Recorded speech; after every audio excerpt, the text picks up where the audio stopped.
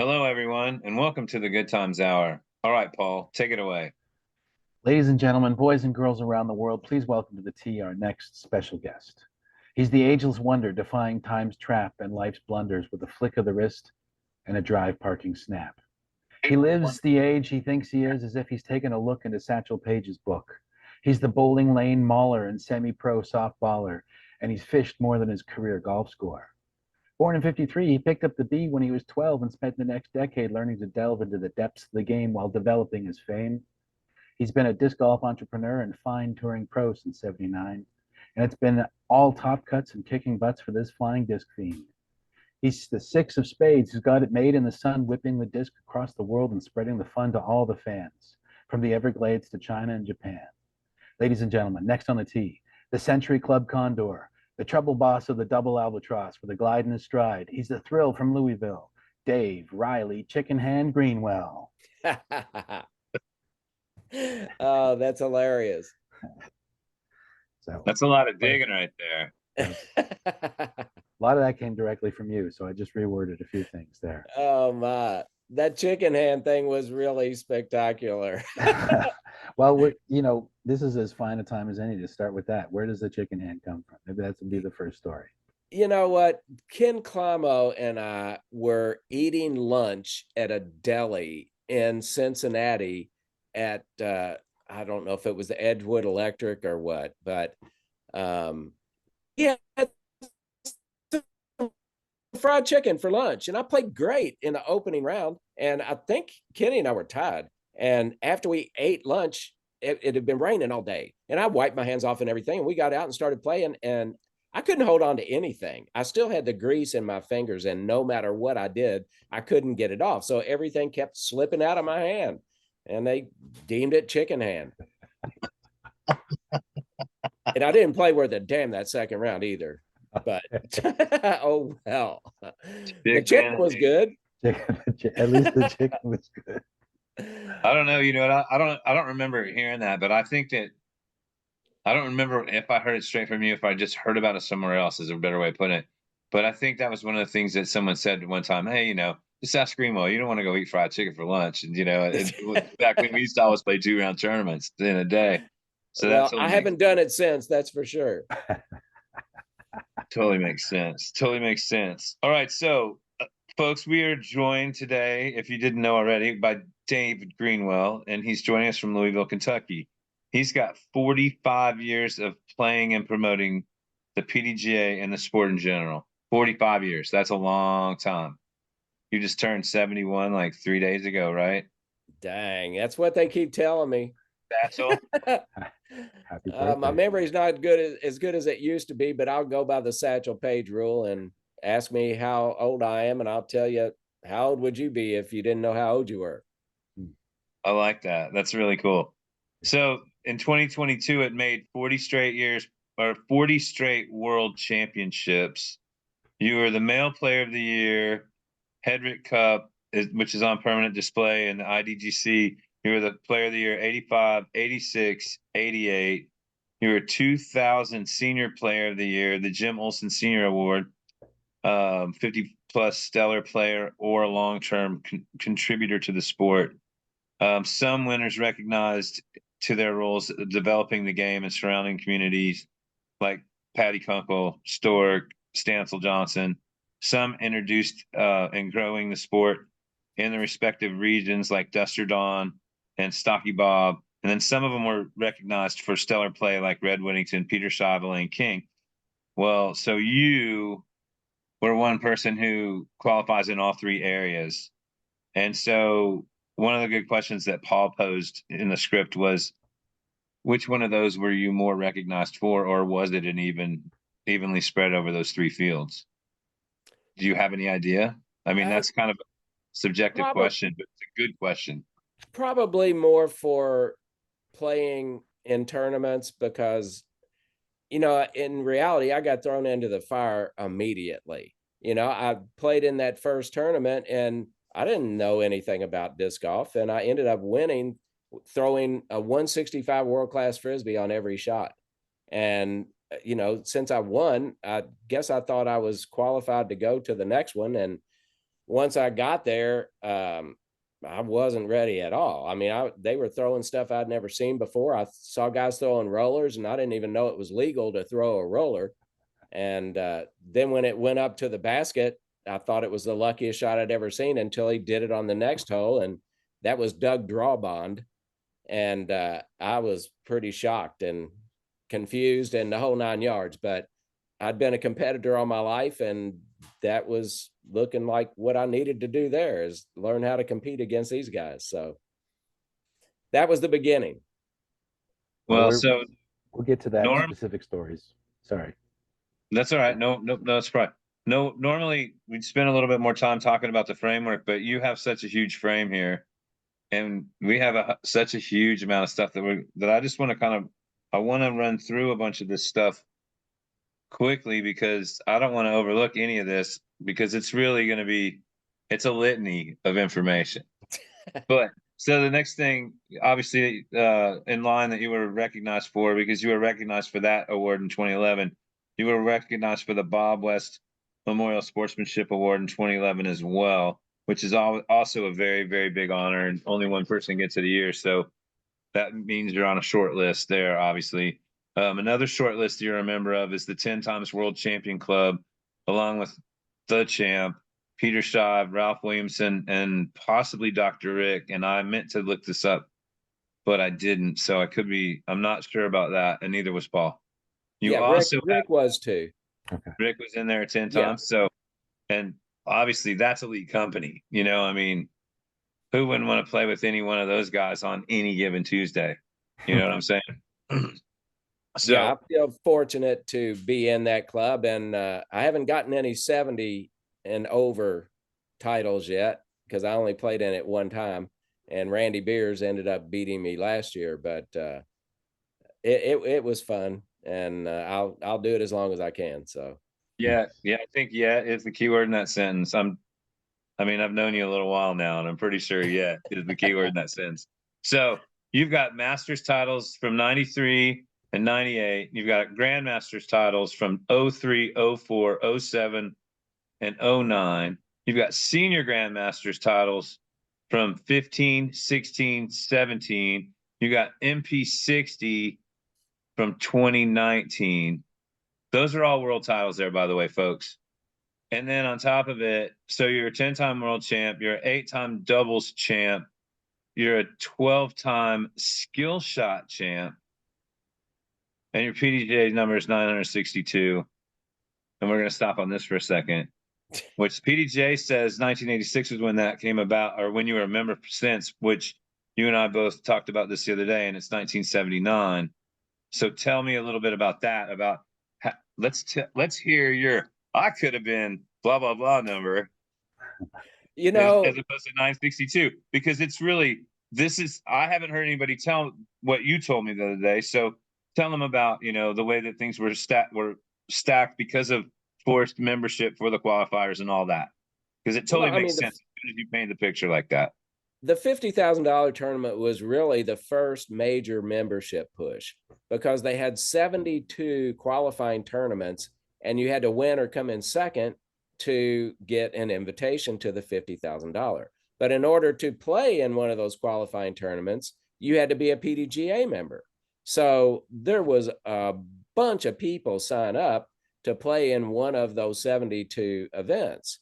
And that's why a lot of us, had we signed up a week or 2 or 3 sooner, it drops you down hundreds of places.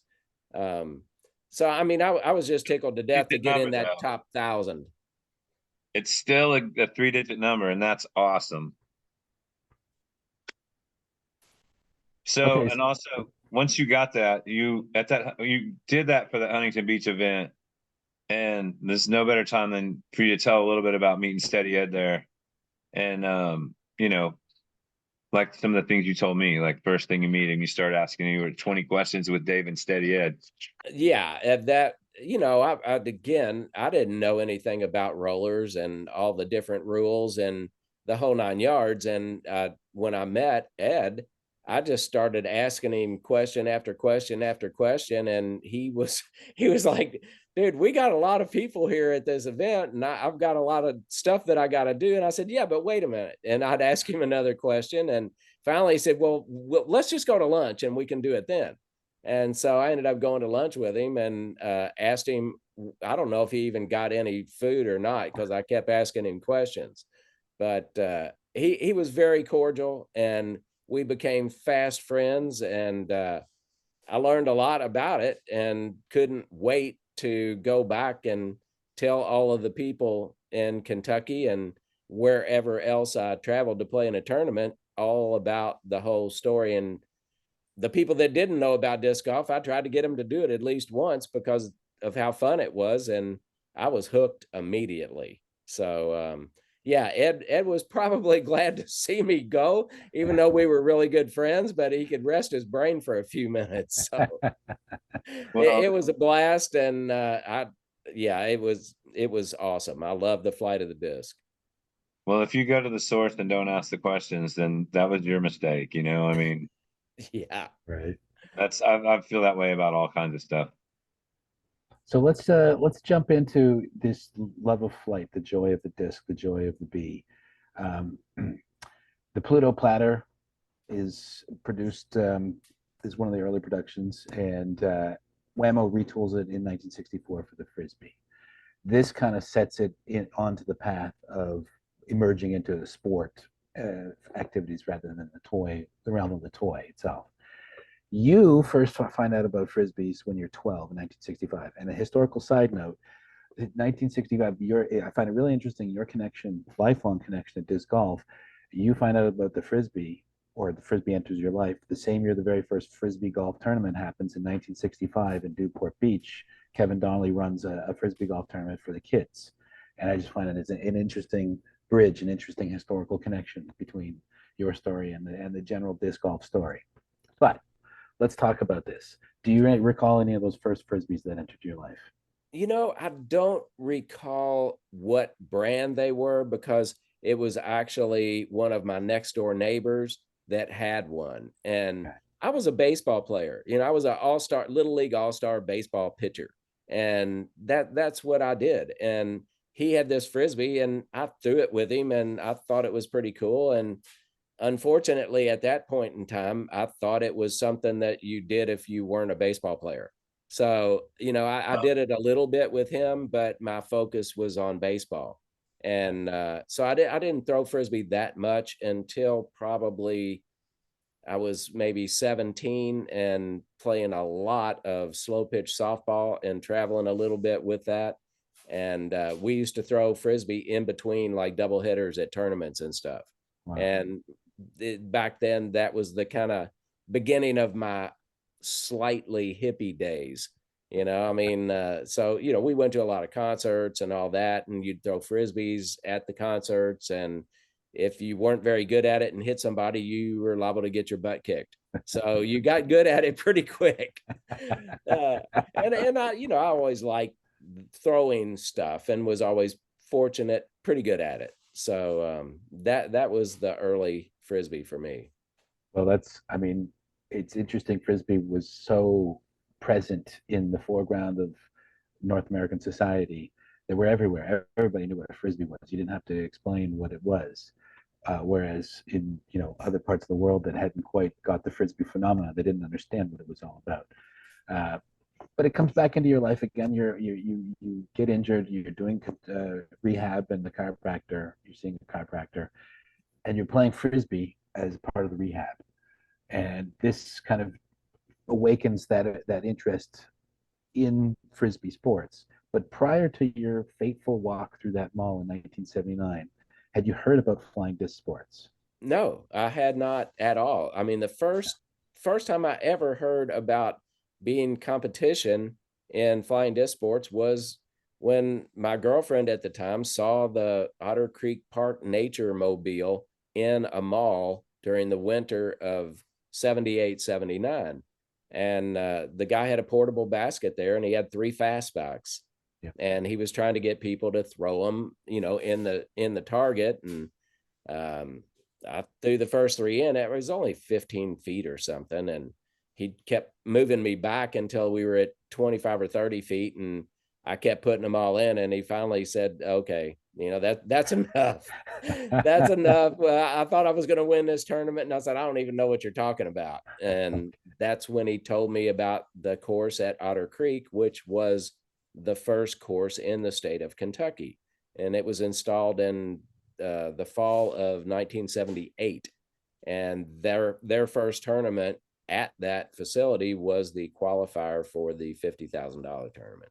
Okay. Right, So right. We became fast friends, and I played many rounds with him. He lived in the park, and I got to stay at his house and play even more rounds. And we actually, on one of the days, we played 13 rounds, and a few of them were at night. Were glow. So that was after that initial tournament. We didn't play 13 rounds before I played in a $50,000 because you didn't have any glow in the dark disc, or I didn't until I went out to California. So just as a footnote, you've mentioned this before in other interviews. Bob Elliott was the name of the guy who was the Auto Park Mobile, Right. and That is correct. he's just for the relevant out there, PGA number 1109. The problem with the PDGA, well, not I shouldn't say the problem. It's amazing. I love the database. The problem with the database is that if members are current, you can't see their records. So the only other piece of information that came from Bob Elliott was that he was the TD for the 1986 Frisbee Fling thing in Vine Grove, Kentucky.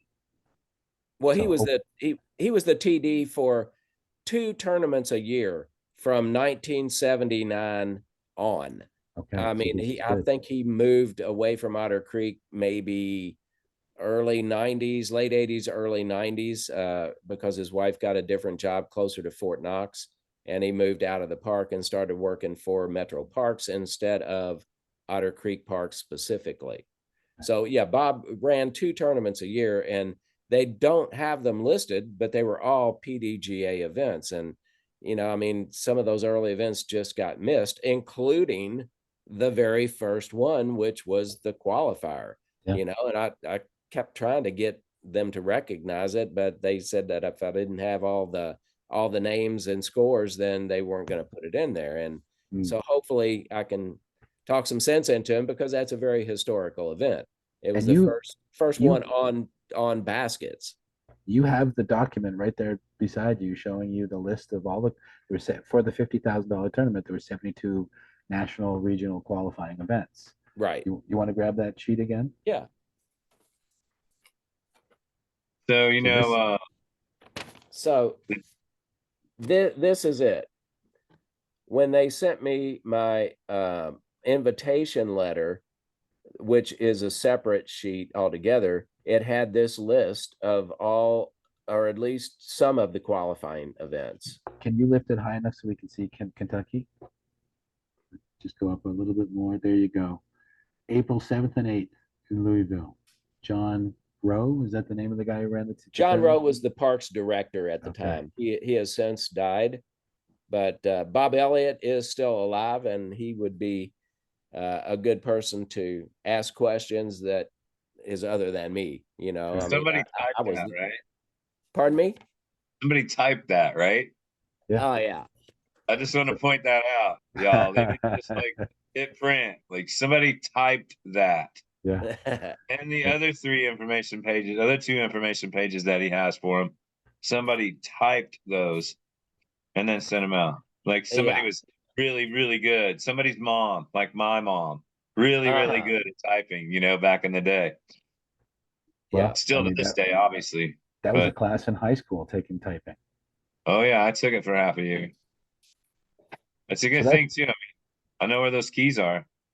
Yeah, so those are original documents. I made a few copies of them, but those particular ones you just saw were the original documents that I got when I got the invitation and was able to sign up for the Whammo 50,000 in Huntington Beach. Well, this is as good a time as any to transition to the next section, eh, Mace? Yeah. So hey, one thing I'm going to add to the tail end of that. I have a friend at DGA that I'll be seeing later in the week, and I'm going to ask him about if they have any records like this, just because it'd be nice for that to be shared. If it was, maybe nobody's asked them. You know what I I'm mean? sure I'm not the only one that saved that, although I could be. Kenny No, used to they Kenny have some used of to the say all the time that I saved everything, and for disc golf, I pretty much did. So right on. Oh yeah, nice. Right on. All right, so we're oh, gonna jump Mace, into. before you do that, can you just screen share? Oh yeah, for sure. Sorry about that. There you go. You know, I So don't know if you can see this, but they also sent me this. Hold on one this second. this was a Check. bag that somebody found. They posted up. Did you get one of those as a player? I did not get a bag like that. I've got the 3-disc set.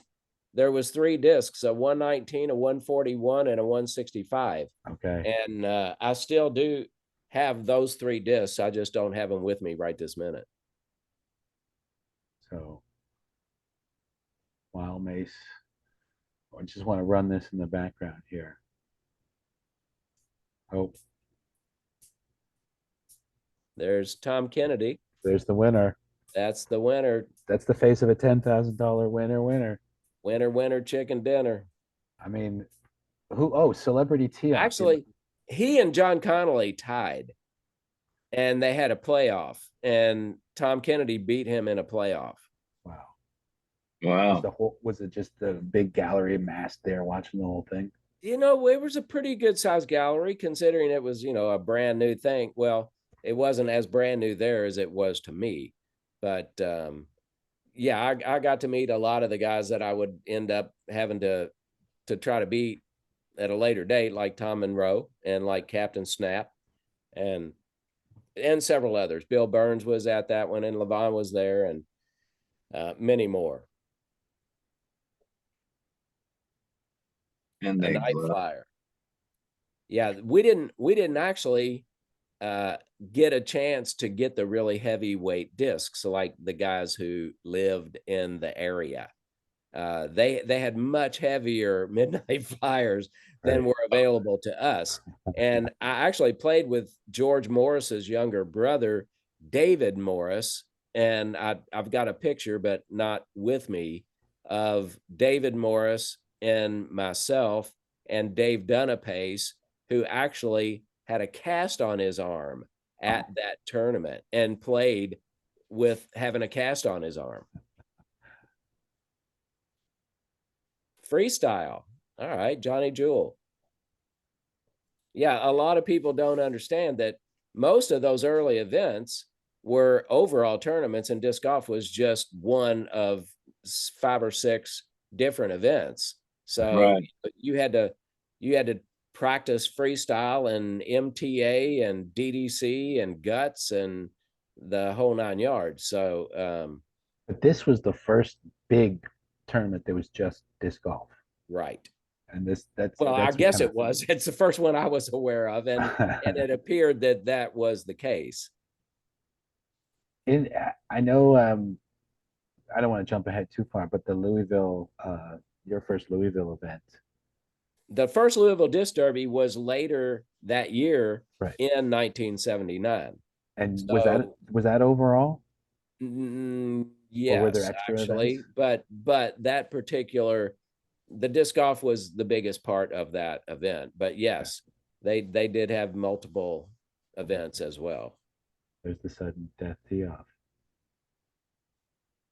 So Yeah, Connolly was from Chicago, and it was good friends with Don Wilczek, who I became friends with in 1980, actually, and that's where I learned my thumb roller. I bet it is. There was Doug Drawbon, which was the first guy that I ever saw throw a roller. And again, we were peeking through the bushes. My friend and I, who came in, we went out there together, and I saw him throw a roller, and I said, "Oh my God, that's the ugliest shot I've ever seen in my life." And then it rolled up by the basket, and I was like, "God, that's so lucky." And then he did it again on the next hole, and I said, "Oh my God, he did that on purpose." That's What the not heck? lucky. So yeah, that was really pretty good.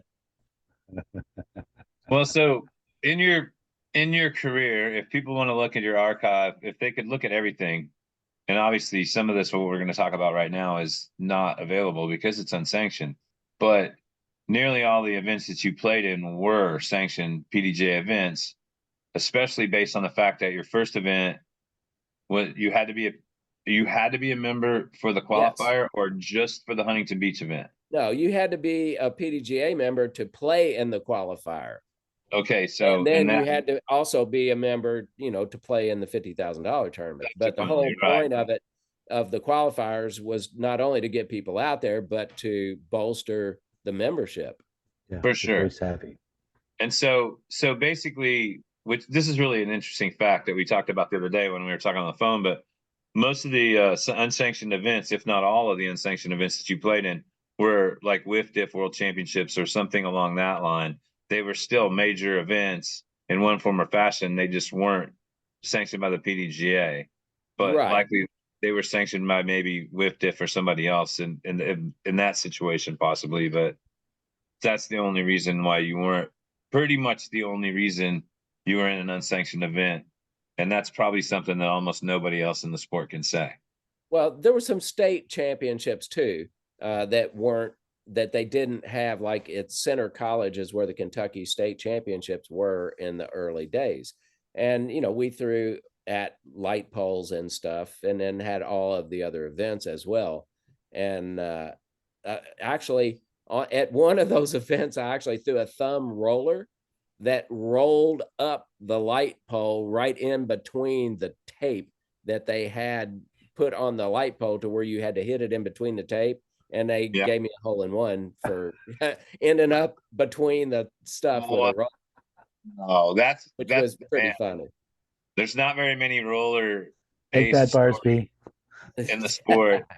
But like Robo's got one too. Like he rolled up a tree past the basket out this hole in Austin, and it kicked backwards into the basket.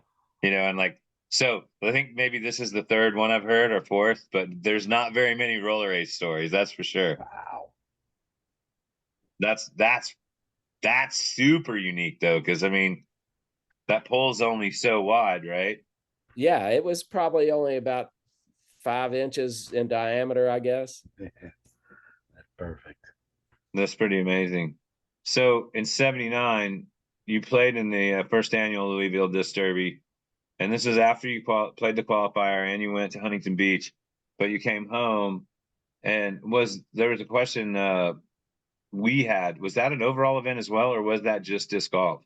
You know what? I'm pretty sure that it was an overall event. My memory is a little bit foggy on that, because my main focus was disc golf at the time. And I was just learning those other events. I mean, I was good at the accuracy, and I was pretty fast runner. So I was pretty good at MTA and TRC and that kind of stuff. But I had the baptism of fire for guts and stuff like that, where you had to do them to get any kind of points.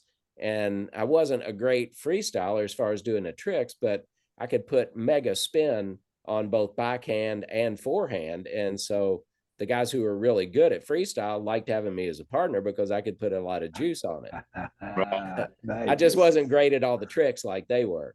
Right. Nice. I never thought much about forehand spin. I can set pretty good backhand myself personally, but I never really thought about trying to even do that, because you kind of have to almost pull your power back.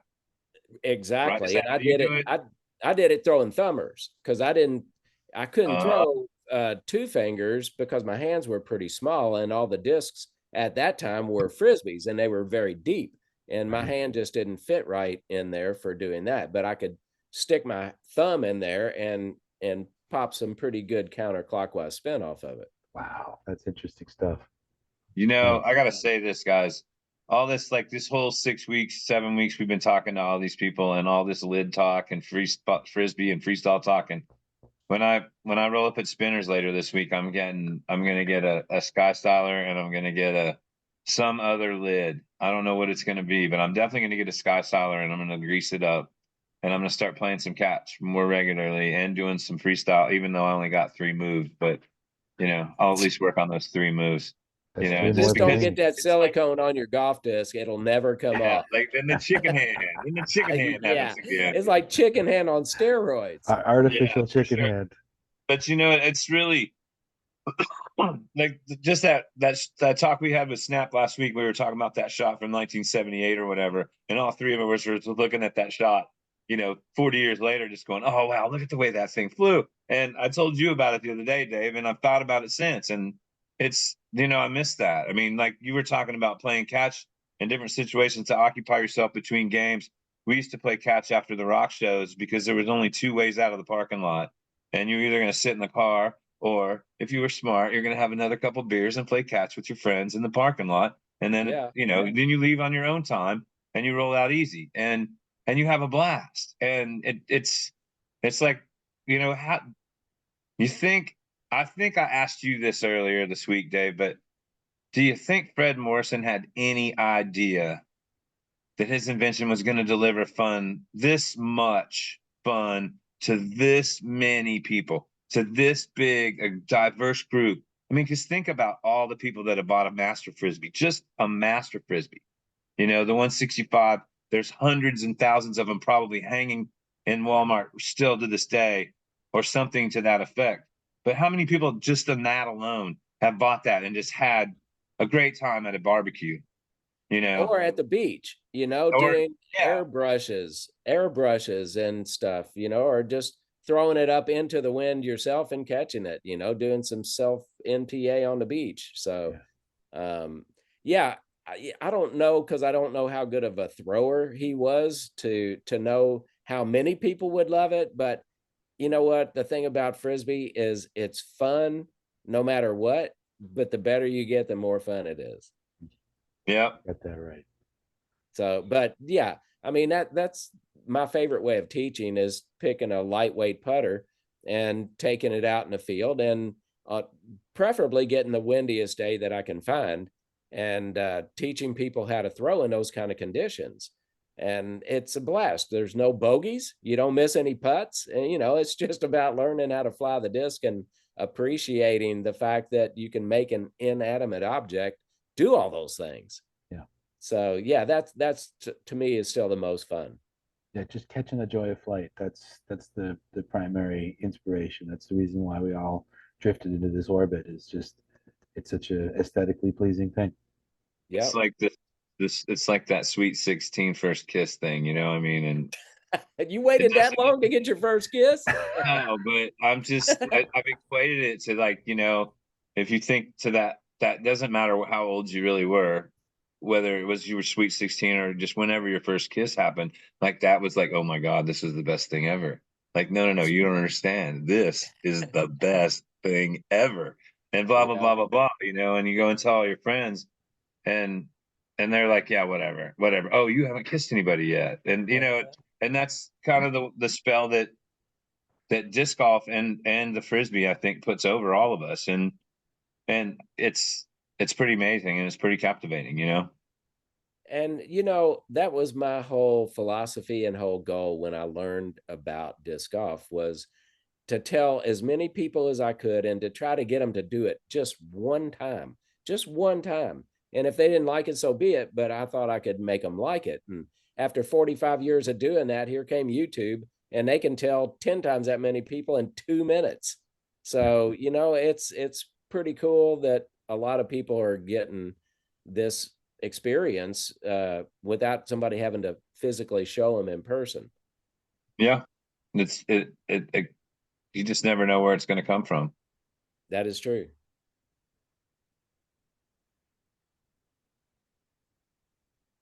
So I'm looking at lots of people dropping by. And before I forget to ask you this question, Roger Kanzler just dropped by and he said, are you still throwing condors? Can't, man. And I I knew Paul can't. would light up when that question came up too. And plus, Raj is a great friend of all three of ours. So what's up, Raj? Yeah. I still have a bunch. I mean, I've probably still got at least 300 condors, and about 100 of them are Mojo stamped. So, yeah, I still have them, but haven't been able to throw them since we created Prodigy. No plans in the works for a Prodigy Condor? I don't think so. Okay. No, I mean, Innova's got that all locked up, and it's probably not their best seller. Although I know a lot of people who I turned on to condors, especially thumb rolling condors that still do that. I'm gonna have to try that because I pack a condor with me. I got a bubble condor. I didn't think they'd ever do it in that kind of plastic, but I got that with a gold foil stamp. It makes me feel like such a pimp when I'm rolling out with that thing. But I got to try the thumb roller. Well, that bubble one is good for MTA and TRC. I mean, a guy named Mark Norris, I watched him throw a lightweight condor one time that probably went 380 feet out in front of him, and he just stood there, and it stayed in the air forever and came back. He would have set a world record in MTA, but he ran down a tiny little hill, and I can't remember exactly who it was that was there that was telling him that it couldn't be a world record because he ran down a little hill. But Levon Wolf was there with me and watched it. It was 17 something seconds, and they wouldn't allow it because he ran down this little stupid hill. So what was wasn't there a bobcat as well that was like that size? Yes, I've got one of those at home as well. So and it was very similar. I don't know that it was much different. It might have been a little less overstable than a condor, but it was almost exactly like it. But so all those discs kind of had that tendency, though, if you caught the right wind, like the Phoenix as well, right? Where you threw it just right, and if you got it to turn into the wind, because like I figured that out one time on the beach with the bobcat, and it would make that, like, something about that big diameter, and maybe it's that big diameter to weight ratio. I don't know. I'm not that smart about that kind of thing, but I've seen those big discs, like you're talking about the condor now. And obviously we've all probably seen the Phoenix, but if people really knew how to fly the Phoenix. Well, the Phoenix was way different disc, though. The Phoenix was major overstable. That was the first major overstable disc that Innova put out. And yeah, it was like a tank. And Sam Farron set the world distance record with the Phoenix at one time. But the difference in a condor and a Phoenix is drastic. One of them is basically a stable to maybe slightly over or under depending on the weight, but the Phoenix is major overstable. It was a lynx, not a bobcat. Oh, okay. That's what it was. Thanks, okay. Raj. Sorry. It's all right. Well, looks like a bobcat on it, but it is a lynx. I remember. I knew it was a cat of some kind, but I couldn't. That was escaping me. So, anyways, there we go with the sidetrack. That was pretty good one, though. I've been wanting to ask you that condor question because it's all about the condor, right, V? It is all about the condor. Well, now I have to roll M3s instead. So, and it rolls pretty good still. But it's not quite as satisfying to roll. Well, and M3 doesn't run over squirrels and rabbits and stuff like the condor did. I mean, anything that got in the way, it would just roll right over top of whatever it was. It was like a wheel. So we're going to skip ahead. We've already talked about the $50,000 tournament, but I think we need to put the final the icing on this one. That was your first big event. You flew out there and you saw what the competition was like, and you clearly saw that you needed more than one 165 gram disc to compete in these things. But tell us about the finish. I know this is a dramatic thing, and this is what kind of led to your inspiration to get a lot better very quickly. Yeah, I mean, I played okay, considering the wind was pretty atrocious out there, and it was my first real experience against people that were really good, and I held my own for the most part. I wasn't going to win, but my second to last hole, I threw my 165 into the basket, and they were single chains, and it went through the chains and kind of hit the edge of the basket and wobbled about 12 feet onto a bicycle path that was out of bounds. And so I lost 2 strokes on the second to last hole, and I missed the cash by 1 stroke. So, I mean, it would have been nice to get cash, but I think that I didn't.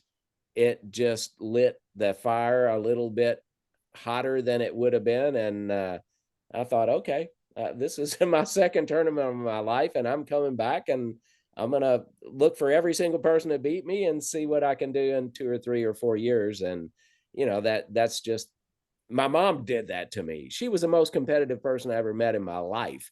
And she lit that in me early on. And I was pretty determined when it came to competing. Well, if we look at some of the names that did beat you that you set your sights on, Levon Wolf beat you by 2 strokes. Jeff Homburg by 1. You've got Steve Slazor. You beat you by 3 strokes. Tom Monroe, Nick Victor Malafronte, Van Miller, Dave Dunapace, Doug Drawbond. These are big names at the time. You didn't really know them because you're coming from Kentucky and this is the first time you heard about it. But Right. of the superstars, this was the biggest event because you had to qualify to get there. So 70 of the best players in North America, well, probably just the United States, were represented. And 37th out of 70. There was actually 144 people Were there? Okay. that got the invite, but then they kept cutting it down. So Okay. it came down to a smaller number at the end than what started. The PDGA database only shows the top 70. So right. Well, I guess those are the ones that made the front. Okay, so wait, it just occurred to me, but was this overall as well, or was it just golf? No, that was just disc golf. Yeah. That was just disc golf. So 79. So in 10 years, finally, because like we talked with George the other day, and George Sappenfield a couple weeks ago, and he was talking about the predecessor to like the all comers meet was the first time that disc golf was included in a tournament, in an overall event, and that was in 69. And Ed was kind of brushing it off, and then 10 years later, he was running a $50,000 event for the same company. That's pretty cool. That's nice to see that progression in a 10-year period of time. Well, and if you look at what it says on the disc, it says the first annual $50,000 Whammo Invitational, but it turned out to be the first and only because after that, Ed flew the coop and started the DGA, and Whammo said, no, we're not giving you $50,000 next year. So that changed everything. I mean, I could have that just slightly off a little bit. That was the gist of the whole thing. Is Whammo said, we're not going to support that since you took off and drug this tournament with you. So to get to that level, you need to be a PDGA member. I know, just having talked to a lot of our guests before, a lot of them were IFA members. Just randomly, did you ever join the IFA? No.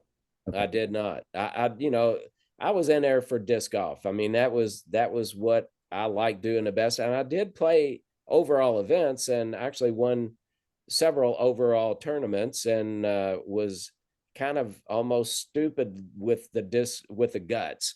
Although I wore batting gloves and got called a bunch of names because I did it. But I was like, look, I'm a disc golfer. I don't want to destroy my hands playing guts, but I like the throwing hard and I like the catching, and that was a kind of a sadistic kind of fun. So we're gonna jump ahead, and we're gonna get to the talking about worlds, because obviously PDGA and World Championships, you 40 straight worlds. But before we do, I have a question. Looking through the PDGA database, there are no events listed for you for 1981. Do you remember what was going on that year? They lied because Otter Creek had 2 events every year, and I played in all of those. So, I mean, and there was also tournaments in Tennessee that I played in. I have a newspaper article that I'm going to send them that has a picture, and it's got me and Johnny Sias and 5 other people that were at this event in Pulaski County, and it showed what place we came in. And I haven't sent that to them yet, but that was an 81. There was also some other tournaments that they just didn't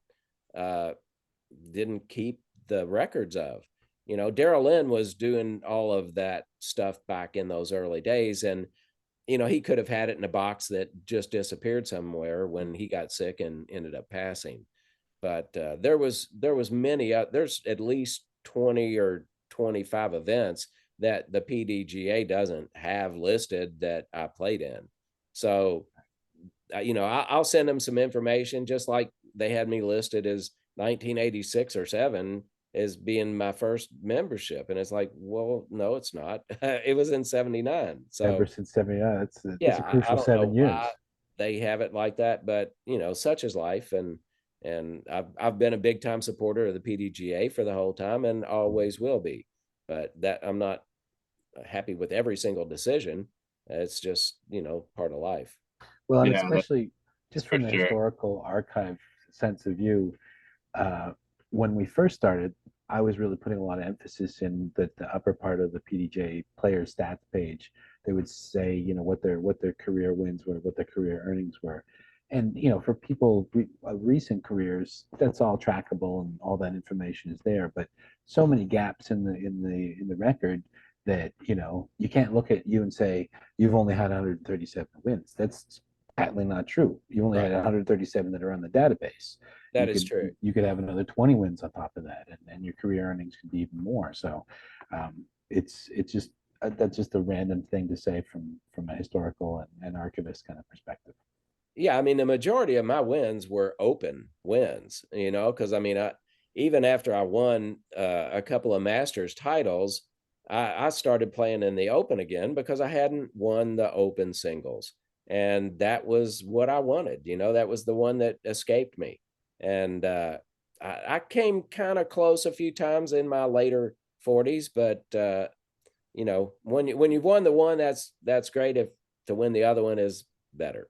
So Well, Well, let's sure. jump right into it, Mace. Let's talk about the Yeah, worlds. no question about that. Well, so your the world's category in your bio is extensive, and we've covered a fair bit of it already, but we're going to get a little more specific right now. And so, starting in 1982, you played in the first PDGA World Championship as well as the World Flying Disc Championships in Santa Cruz. You took 24th out of 76 in the PDGA World Championship, and you took 5th of 95 at the Santa Cruz Disc Championships. And that one was won by Tom Kennedy. So if we look back on it from 40 years ahead of no, no, time, or no, 40 no. years after. Oh, Sorry, the one that in Santa Cruz was won by Steve Tufte. Steve Oh, was it? Tufte won the golf in that event. Oh, all Uh, right. so yeah, he Maybe was Tom Kennedy won the overall there then. Tom Kennedy. Well, I don't think he did. I know he won the $50,000 tournament, oh, but I don't know that he won the overall there. Maybe he did. I don't know, but I know Steve Tufte won the golf. okay. Because Well, according to the PD, oh, I see. That is my bad. I didn't scroll down far enough. When you look at the PDJ page, it shows Tom Kennedy winning, and that's probably the overall. But if you scroll down to the golf, yes, sorry, there's Stephen Tufte. Yeah, it was hilarious because at that tournament, I either tied or set the course record in one of the earlier rounds at Santa Cruz, and they had a big PA system at the university, and there was a lot of ultimate players there too. So there was many hundreds of people there, and they got on a loudspeaker and said some guy named David Greensmell just tied or set the course record. And I just about melted. I was like, oh my God. But yeah, that was foreshadowing. pretty funny. Wow. Well, so this is a really good question because people ask this question about Worlds versus USCDC and Worlds versus any of the other majors. But um, if you look back at those two events, was there a big difference, or were they both equally prestigious? Were they both the titles equally respected? Was one on a higher pedestal than the other? I can't really answer that because I was there mainly for disc golf, but that was my first experience of a non PDGA event. Um, and I'm thinking that as far as disc golf went, in me being a PDGA supporter, that the first Worlds in LA was more meaningful. Now, as far as the overall goes, I'm sure the overall players thought the other way. So, and it's okay either way, but one was, it's like apples and oranges, really. I mean, one was only about the golf and the other one was about, all these other events like Snapper Pearson, who was a great accuracy player. And he was a good golfer too, but he comes to the accuracy event with this like leather bag that had his name on it and had these special accuracy discs. And I'm like, what the heck? I mean, can I use those? And he's no. Those are just for me. I was like, oh, okay, Snapper. So yeah, I mean, he was So a tough competitor too. That's did you play hilarious. overalls at that event as well then? Did you play I all the did other play events? overall. I think I came in third in accuracy and fifth in golf, and that was probably my only events that I did pretty good in at that point in time. But yeah, there was a lot of people throwing lids there because again, that was the ultimate championships as well. So there was a lot of people there. So, Nice. so just to put it in perspective, the World PDGA Worlds happens, and then I think it's 2 weeks later is the Santa Cruz No, it was Worlds. Santa Cruz first. Was it? We drove to Santa Cruz first, and then we drove down the coast highway to LA for the PDGA Worlds. Well, then that changes things because you coming in fifth, you tied actually Dave Donapace and the first PDGA World Champion Harold Duval. Right.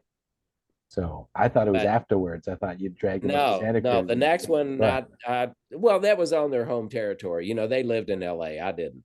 But I will say that it opened my eyes to a whole different planet of disc players was California.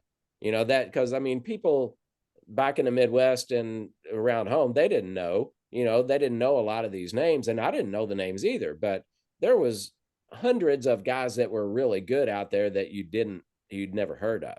So Yeah. yeah, there were. So my whole point of that saying that was, so I went to California many times seeking that type of competition, and probably played in California more than just about anybody outside of California for the first like 20 years, except for maybe Eric Marks. Eric played a lot of tournaments in California, and I think he won the La Mirada Open, which was a pretty prestigious event at the time. right, totally. La Mirada, I mean, being one of the second or top first five courses in the ground, but certainly the second official LA area course.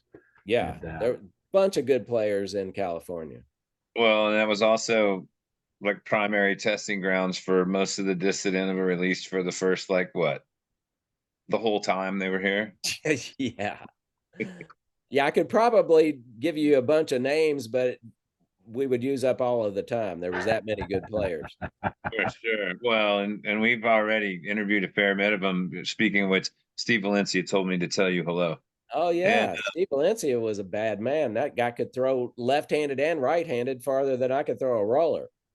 yeah, yeah, he was definitely a force to be reckoned with. So you also were a force to be reckoned with in a lot of different ways. But one of the things that I really find fascinating is that you played in all of the PDGA World Championship Open men's championship events up until what, 21? Or was it No, 22? well, I mean, that's a little misleading 2022. because there was only one world championships up until they split. Sure. So I didn't play in the open every year, but I had to choose which division to play in. Oh, I played in my first age so you played restricted. in all of the, okay, so that clarifies things. That I get it. I totally get it. Yeah, I played my first Masters at age 40. Now, but at the time, the age limit was 35. right. You could play at 35 for years, and the guys that I played against, like Johnny Sias and like Steve Weiskup, who both could have played in many Masters events before they were, eligible. I mean, they were 35, and so we waited, because we were playing against each other all the time and winning the Open division. So Well, and moving, not me at the Worlds, but a lot of other big events like the Disc Derby and stuff like that. I mean, Laurel Springs.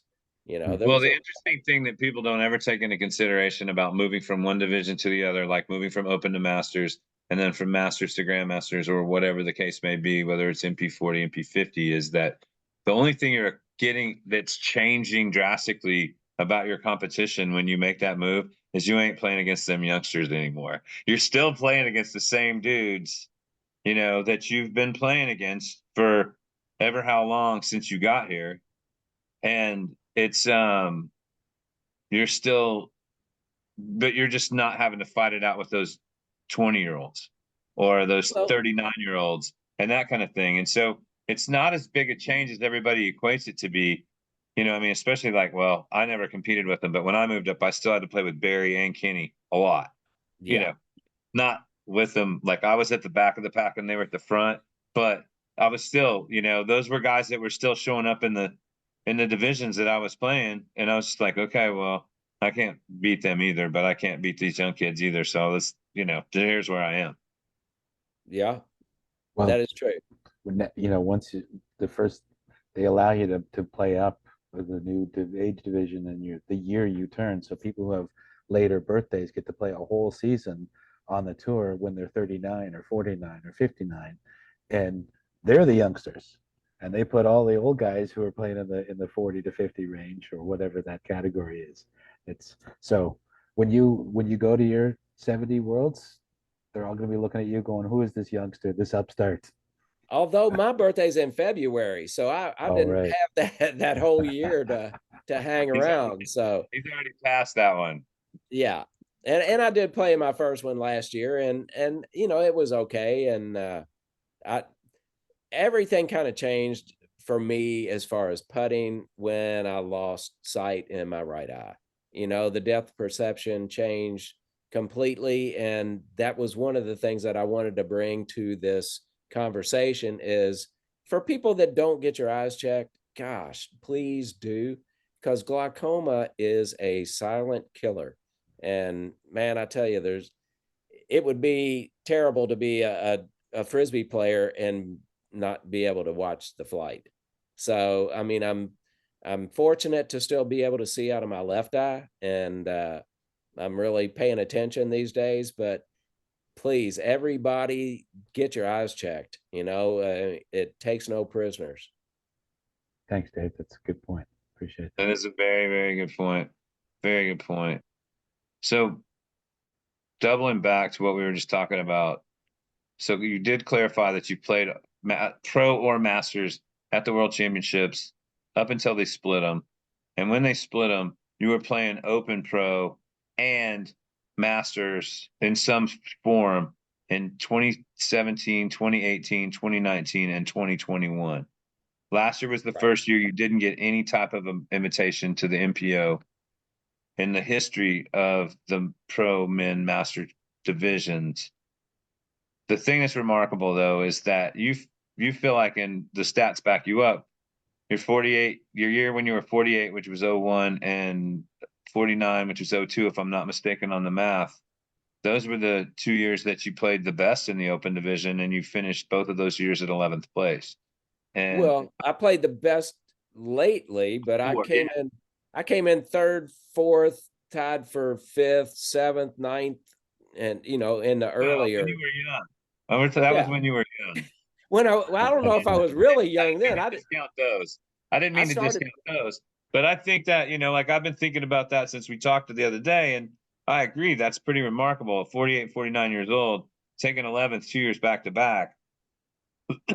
That's saying something, because that was against a really tough crop of players at that time too. It was some pretty stiff competition, and I mean, daggone it, body part. I wish body parts you could just like order new ones. I mean, it's once they start going, there's no turning back unless you get it totally replaced. And such is life, and you do the best you can with what you got. Yeah. Did pull off a couple of doubles upsets there that was pretty much fun, but now they're not even acting like doubles is a world title anymore, which I've got trophies that say world doubles champion on them. I don't know what they were thinking when they put that on there, but now it's a experimental C tier. Well, it's yeah. I don't know why they're worried about I mean, like, post the history and let's move on. You can't change it. I know. There's no reason to look back. You got the best players in the world at the same time, you know, and they're playing against each other. It seems like a world title to me, but such is life. Well, we'll get to the doubles in a sec, but we just no, because that's important. I know I remember you did an in the bag interview. I think it was for Disc Golf Journal, where you're talking about the impact, the importance of doubles. So they're definitely an important thing that's kind of seemed to recede into the background these days. But Worlds, your best finish was third. You've already referenced that. Right. That was the year that Sam won. That is true. What are the takeaways from Rochester that year? You know, there was a couple of curious things. I mean, the first of which was we played in the Canadian Championships right before that. And I played pretty good there and ended up finishing second to Dave Chapman. And Dave Chapman had a Wally. And it was really, really windy at that event. And everybody was throwing extreme hyzer on everything, and it was still turning over and going way to the right. Well, Dave Chapman was throwing anhyzer with these Wallies, and they were coming back. And it was like, wait a minute, what is he throwing? And nobody else had one. And he ended up winning the tournament. Well, at the Worlds, they said, you can't use that because no, everybody doesn't have access to them. And I think he finished 97th or something at the Worlds when he couldn't use that. So that What's was a Wally? That was a big turning point. You know, the Benwald Wally was just major overstable. So, you know, that was a turning point as far as people using all the same type of disc or having access to them anyway. And nobody really knew about Sam Farron's before. Well, they did. Actually, I met Sam when he was like 12 years old. When the first time I went to California, he was fishing discs out of the lake at La Mirada for me. And I became really good friends with him. And I could tell then he was going to be an outstanding talent. But yeah, Sam was 16 and nobody even knew he was coming. And he showed up, and I'm not sure how he qualified exactly, but that was a question. He still played like everybody else, and he still kicked our butts. So Sam was the champ, and Johnny Sias ended up beating me by a stroke in that event. And he made like a 40-foot putt out of the middle of a pine tree on his last hole to beat me by a stroke, which Johnny was he still is a great putter, you know, and he was the guy that I played against the most as far as being in contention at different other events. He and Steve Weiskup, actually. So let me just note for the record, nothing wrong with your memory. Dave Chapman came tied for 103rd in that field. So okay, well, I knew it was somewhere 90 something, but it was 103rd. Yeah. Well, if he'd had that Wally, I think it might have been different because he was really good at throwing it. Okay. Wow. It was like a miniature Phoenix. Did it ever become fully legal? Because I've never heard anybody mention it.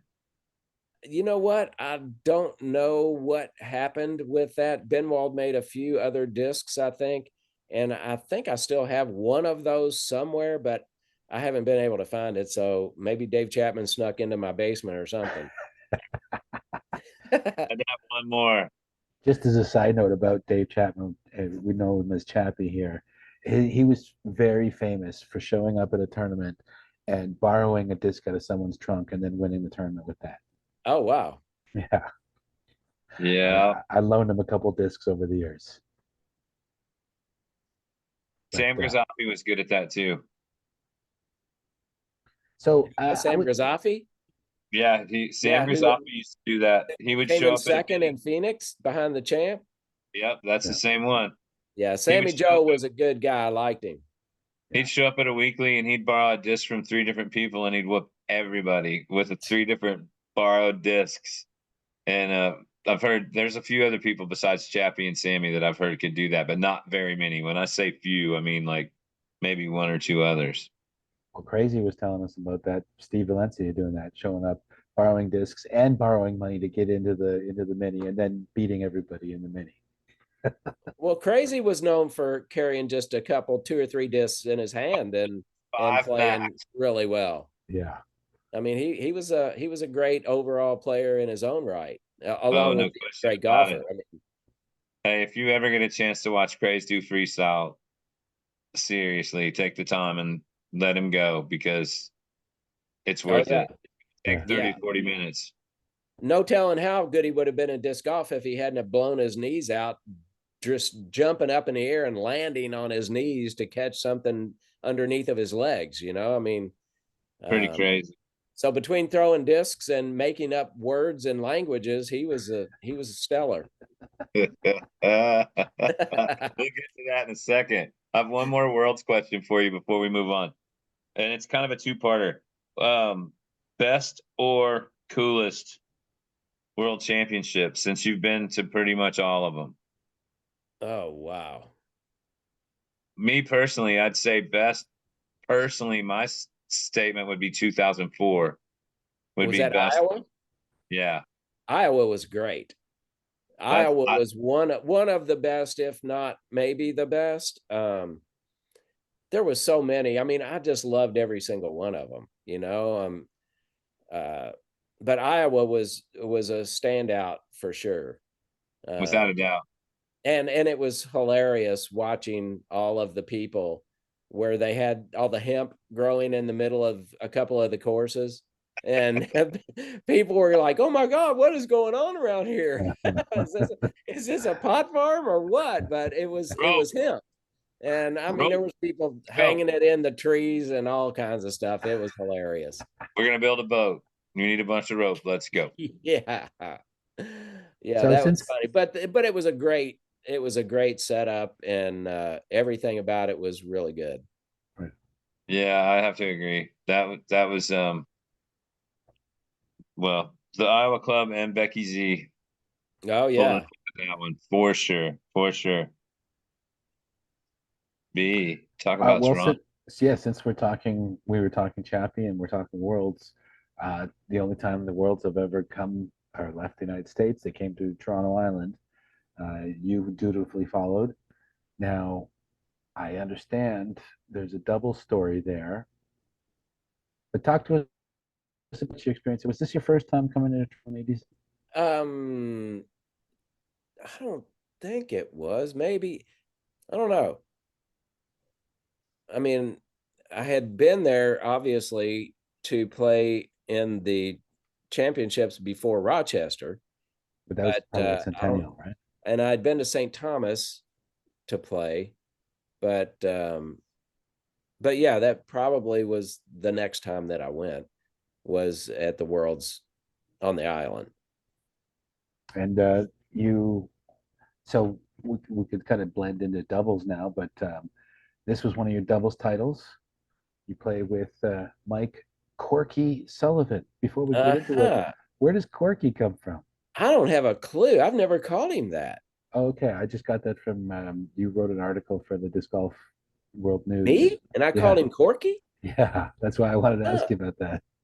I well, I know I'm 71 and my memory's not like it used to be, but I don't remember Corky. I might have called him a bunch of other names, but it wasn't Corky. Hmm. Here, I'm just gonna. Recently, Here's the recently too, article. I might add. There's the Oh, article great. I now. don't have any glasses. Oh, So you're hearing talking about you're reporting the Japan Open, just travel in general, and you'd say who is possibly coming names such as Ginley, Valencia, Wise Cup, the Three Amigos, Mike Willie Williams, Kenny the King Kid Climo, Mike Corky Sullivan. So huh. Well, again, that's I must have been, I don't drink, so maybe I had something to drink. Oh, that's a cool, fun picture in Japan. That was in near Michinoku. okay, That so which Japan was spectacular. That when they had the Japan Open going on, even the first one, which actually really wasn't the Japan Open, it was actually the The Lark Lark. Yep. Japan Cup. And then the next year was going to be the Japan Open, and the Emperor died and they canceled the event. okay, And so the 89 was the next one, and that I was fortunate enough to win. But the first one was actually, I thought, called the Lark Japan Cup. But it was the best tournament in the world at that point in time. I mean, they did it up right. And, to go to that tournament, which was at that time deemed a PDGA major by the PDGA, and then all of a sudden somebody decided in the last 5 years that it didn't deserve the major status and took away the major status from the events back in the 80s and 90s. That's the same thing as saying Pluto's not a planet anymore. It was really pretty weird because, I mean, when a PDGA deems it a PDGA major, it's going to make some people go just because of that, which it did to Sam Ferrens and John Ahart and Crazy John and me. And, we didn't have any control over who else went, but that was a lot of money to pay to go over there to risk, for fun. So, the major status had a big reason or a big part of why we went. So it was hard, I mean, you're on a totally different time zone. It's totally flip flop, and it's cool. I mean, I wouldn't change it for the world because the Japanese people are spectacular. I mean, it's one of my favorite places ever. That's definitely a common theme through a lot of the people that we've had on that have been, and all three of us obviously have. But man, like everybody that goes, Dave. I mean, we're going to talk more about ski here in a little bit, but that's one of the things I'll never forget about Slinsky. He told me one time when we were in Appleton at the Am Worlds there back in the late '90s, and he said, "Listen, Brian," he said, "if you ever get a chance, if you're wondering what you should do and what you shouldn't do, if you ever get a chance, you got to go to Japan, even if it's just one time. You won't ever find another place where they're going to treat you better." And I'd say that USDGC is on that level, but it's a different world. It's a different land. It's a different mindset, seeing beer and cocktails sold in the same machine as Coke and Sprite and things like that. And them saying, well, no, you don't understand. You can't buy alcohol unless you're 18. And like over here, people just be pumping in quarters, and over there, the kids buy the sodas and they leave that alcohol alone, and it's a different, I determined, in my opinion, that they show the respect that they expect. Right.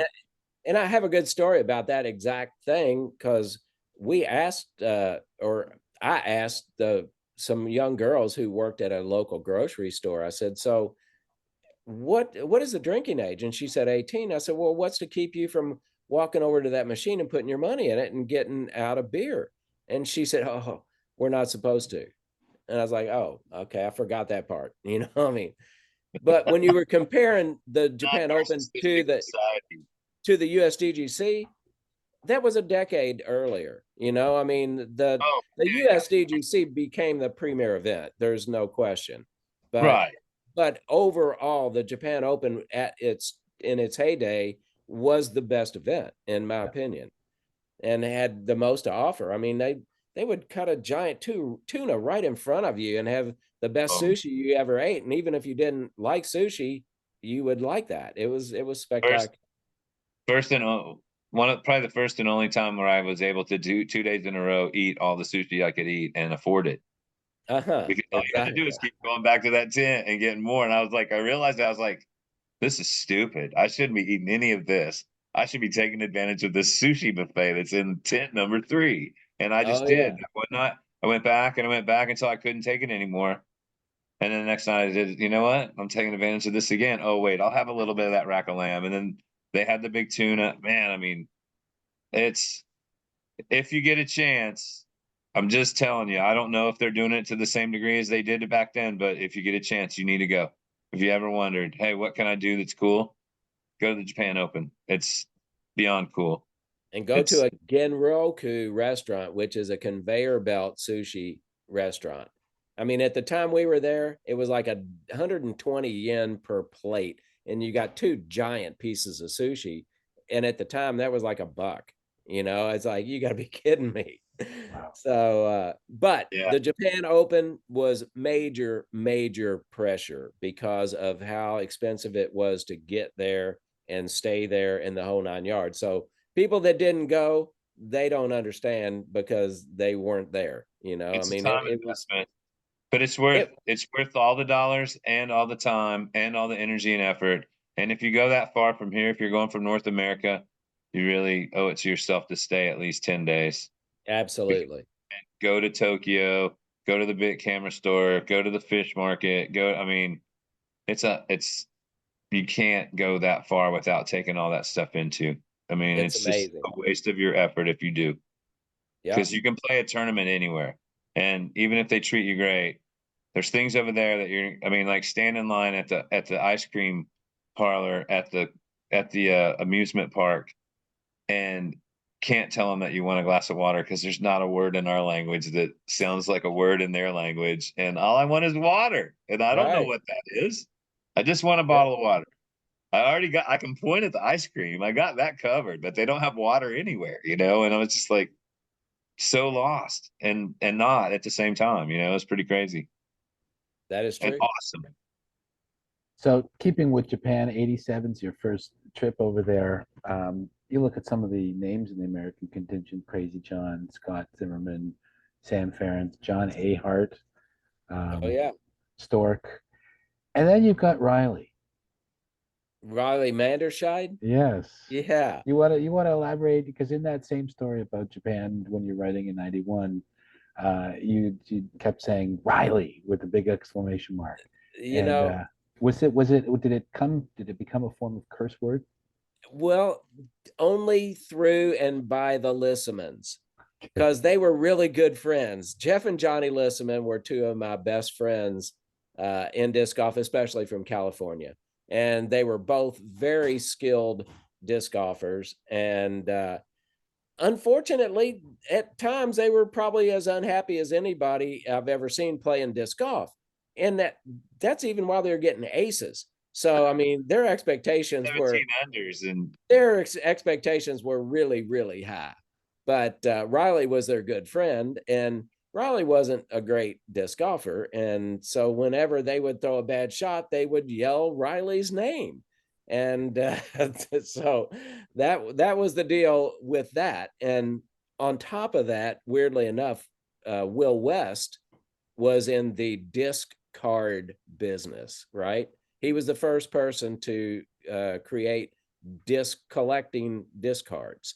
Well, on one of the disc cards, they had my face and Riley's stats on the back of my card.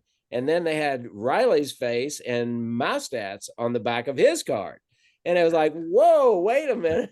If I'd have paid for him, I'd have been unhappy. But there was a handful of us that Will just gave the cards to. And fortunately, I was one of those. And I'm sure Kenny was another one. But yeah, Riley's stats on my card was like, well, wait a minute. awesome. I played in two more tournaments than that.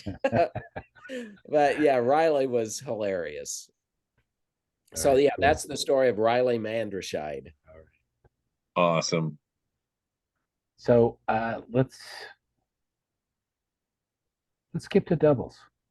Doubles, you have in the bag interview with Disc Golf Journal, which people who have been playing long enough don't know that there was a publication called Disc Golf Journal, and I thought it was quite good. I thought it was a good alternative, an addition to the Disc Golf World News.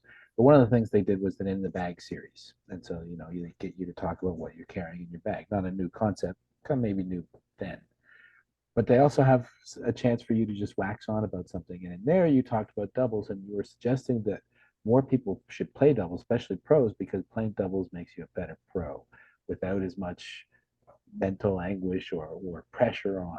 Doubles is fun. If you're not having fun, what are you doing here? So you have really experienced a lot of great success with doubles. Yeah. And I mean, the only way that it really makes you a better player is, especially in best shot, when you're playing partners and your partner parks the upshot and you're allowed to go for it. I Right. mean, you see a lot of spectacular shots when you don't have to worry about the consequences of missing. So for me, doubles was the most fun. I mean, there's a different kind of pressure in singles, obviously. You know, I mean, you can't go for some of those 50 footers when you got a big drop off behind it or whatever. So, you know, that would be the only way that it would actually make you a better player. Now, when you played in the national doubles, like I did with Kenny, that Speaking was of that which, was some intense pressure because nobody had higher expectations than the champ. So, you know, when you're playing worst shot, even if it's modified worst shot, or when you're playing alternate shot, uh, you know, that's some tough stuff because you don't want to put the champ in a bad spot. And of course, he don't want to put you in a bad spot either, but that didn't happen as often as the other way, I guess. But You did. And he felt like you needed to hear about it. You were definitely going to hear about it. but yeah, I mean that was, you know what, hanging out with the champ was some of my most fun time in my disc golf career. I mean, we traveled to tournaments for most of a couple of decades and roomed together most of the time, you know, at the USDGC and all kinds of other trips, you know, to Japan and going to the European championships and it was a blast. But playing doubles with him was a lot of fun and again pretty intense pressure because I mean people don't understand when you're playing worst shot even if it's modified because you know both of you have to get it in the basket. Well, yeah, and those weren't it wasn't modified. It was true tough shot or true worst shot back then too. And that's Right. one of those things where I've said this before and it comes up again and again because this is part of the fiber of my disc golf fabric is going to national doubles. And around here, we didn't call it national doubles. We just said who you going to Round Rock with. Yeah. And it would start in the fall around VPO time and we you'd start picking your partner and you start and it was something that everybody looked forward to. And it was the closest place for us to see players like yourself back in the day. And like that disc, we see that disc. Oh, and they're gonna be here. And I there were so many players that I didn't even know anything about, like Dean Tannick, for example, and until they came and played national doubles. And then it became world doubles. But at first it was national doubles. And that was epic around here. That was like to us, that was the Super Bowl of disc golf because we would always go and watch and we were still AM players. Then we go play the AM weekend, 2 weeks later or something like that. And that was just such great times. Such great times. Actually, world doubles was before. It started before the national doubles. I mean, there was world doubles Oh, from yeah, yeah, yeah. Singles from event. So early on. And then there right. was but that was usually just 2 rounds. And then came the national doubles in 91, which was a whole different format. There was more rounds and more different, you know, like alternate Formats. and best shot and best disc where you're playing singles and you take the best score of the 2 players in singles. And So then there even format. yeah, way different format. But the world doubles was fun too, and I ended up winning with Sullivan in 86, 7, and 8, and then Kenny won with CR Willie in 89 and 90, and was about to win his 3rd in a row until Steve Weiskup and I ended up stopping their string in 91. So Nice. that was a cool year for me, obviously. I mean, because I won the national with Kenny and won the world with Steve. And that was anytime you beat the champ at anything, I don't care if it's running backwards through your house, you know, beating the champ was fun and it didn't happen very often. well, let's just jump right into Yeah, more I was champ gonna say stories. it's a Yeah. perfect segue. So in 1989, you met the champ. This is such a good story. And anybody that really knows the champ probably knows Roger Bunting too. And so if I remember correctly, you and Carlton Howard and a few other guys were sitting around the parking lot after having played a practice round at Cliff. Right. Cliff Stevens, correct? And here comes the champ and Roger Bunting. Who wants to play us for money? And Carl's like, yeah, I'm going back to the hotel. You can have your run at it, right? So tell us that story. Let's hear that. Yeah, I mean, we had finished playing our practice round and we're just hanging out, just chilling. And the champ came up and he said, "Me and my buddy Raj want to best 2 mofos that are here to play doubles. And we're like, what? Who are you? I mean, we didn't know who he was. It was our first, it was the first Triple Crown. And Carlton, he was okay with not playing, and I played with Hesselberth, and we ended up beating them in a round of doubles. And the champ he was a force to be reckoned with, but he just wasn't very experienced yet. And after we got done, he was not satisfied with getting beat, so he wanted to play again. And I was like, dude, I'm really tired. And he's like, oh, come on. And so Carlton and I played them after that, and we beat them as well. And buddy, I'm telling you right then and there, when I went home, I was like, if this guy ever keeps up and gets some experience, he's going to be a force to be reckoned with. And it didn't take long for everybody else to figure out what we saw firsthand. And who you were talking about. Oh yeah. Well, his very first Worlds there in Iowa, he came pretty close. I think he finished 5th, was it? And that's not bad for his first ever Worlds. No, and fortunately for me, I was able to, because I played in all of the Florida Triple Crowns, and in those very early ones, I was lucky enough to have Kenny come from the amateur division, which he played for a few minutes, and I was able to beat him a few times. But that was very few, and the champ, they didn't call him the champ for nothing. You know, I mean, he was the best player that I've ever seen for the discs that we had to throw and the targets that we were throwing them into. You know, For sure. obviously today is a whole different world. I mean, all the discs are way more predictable, and all the targets are way more predictable as far as the shots staying in the basket. When in those early days, there many shots went straight through the chains, or went through the chains and hit the pole and came back out. So it's a whole different deal. You had to have a lot more touch around the basket in those days. That doesn't mean that you had more or less skill, but it was just a different way of getting it in there. Well, Yeah, well, you know, that really kind of brought up a thought that I've heard all these GOAT conversations, and honestly, I think that there's so many different qualifiers in both ways. And you know, why don't we just say that Kenny was the first GOAT? You know, I mean, you can't ever take away what he's done. People are going to argue that fact all they want, but the fact of the matter is that in his time, he was the GOAT.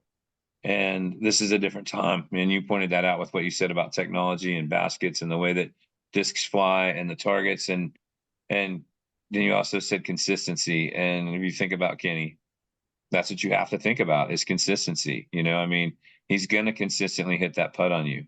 If he gives himself a chance, he's going to hit it, and he's going to make you either pay or work harder than him to even try to beat him. But, you know, that's one of the things I learned from both of you when we were at the 98 Triple Crown. We stayed for him. You and I both stayed at his house for a week beforehand. And tell everybody about that grapefruit, man. I mean, oh my gosh.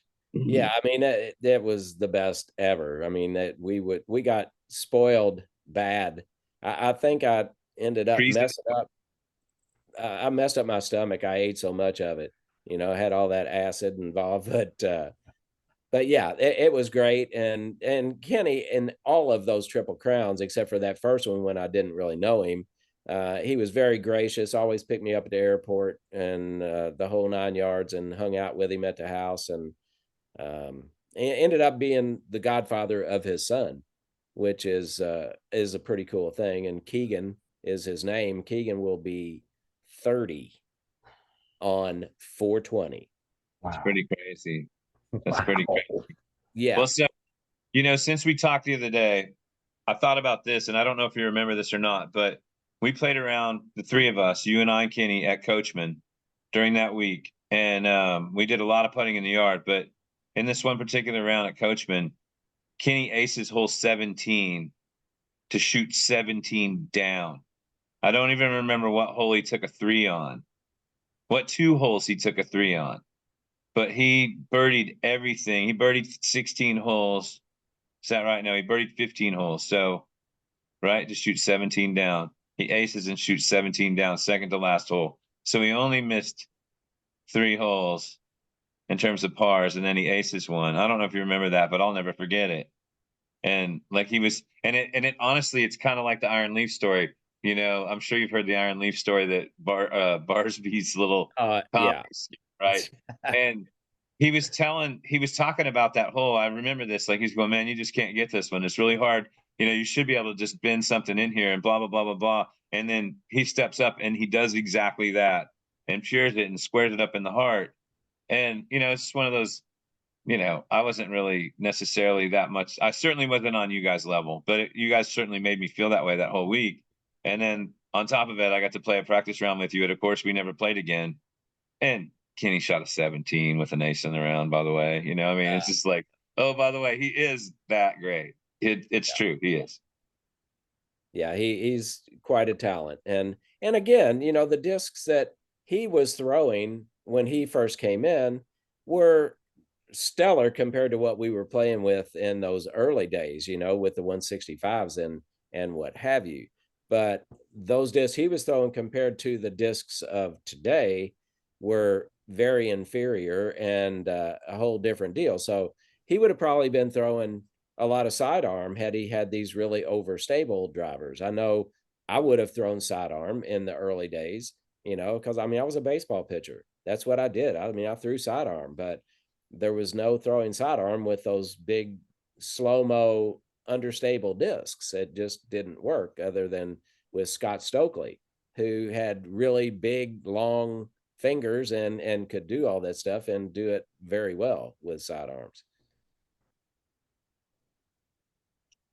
So, two different stories that you told me about the champ this week. You got to share. Arm farts is one of them. Oh, I can't believe you're making me say that out loud.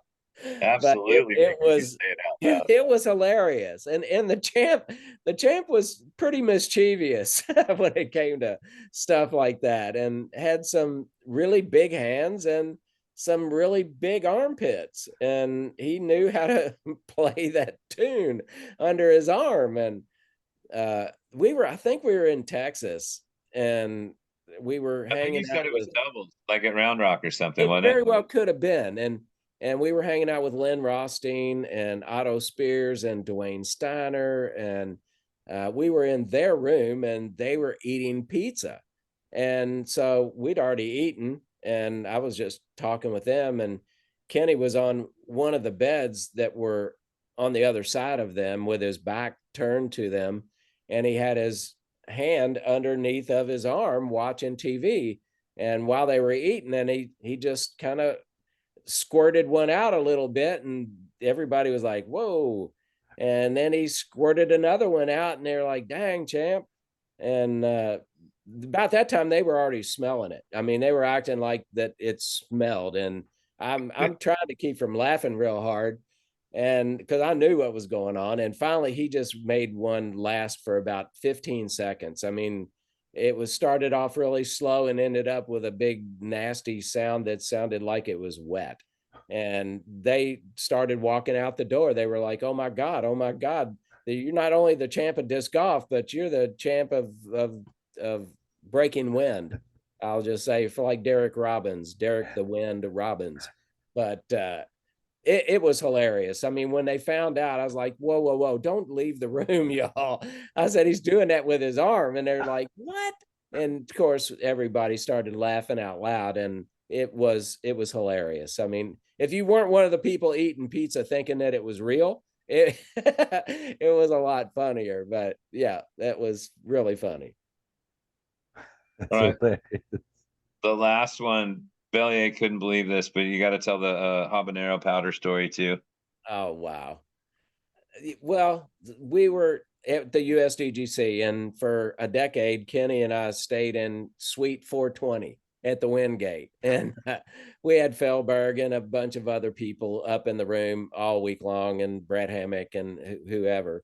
And so I had just gotten into habanero within the last couple of years, and I had a shaker of habanero with me, and Kenny kept faking it all week long and having me knock a little bit out on the table, and he acted like he was snorting it. And people would be like, oh my God, what are you doing?" And, he was just blowing it away is what he was doing. And so finally, this one night, he said, "Man, put some of that habanero out. I want to snort some." I was like, "Champ, I am not wasting my habanero on you anymore. I mean, you're faking people out all week and they're laughing, but I'm not doing it." And he said, "No, really, really, I want to snort some." I was like, "You're not serious." And he said he was, and I did. And he actually snorted some habanero. And I mean, it looked like his eye started running immediately, and it looked like it was kind of hanging down on his face. I was like, "What the?" And he would hold his other nostril and sniff real hard and say, "Oh my gosh, I can smell better out of this nostril than I've smelled in 2 years." And I was like, "Oh my God, are you kidding?"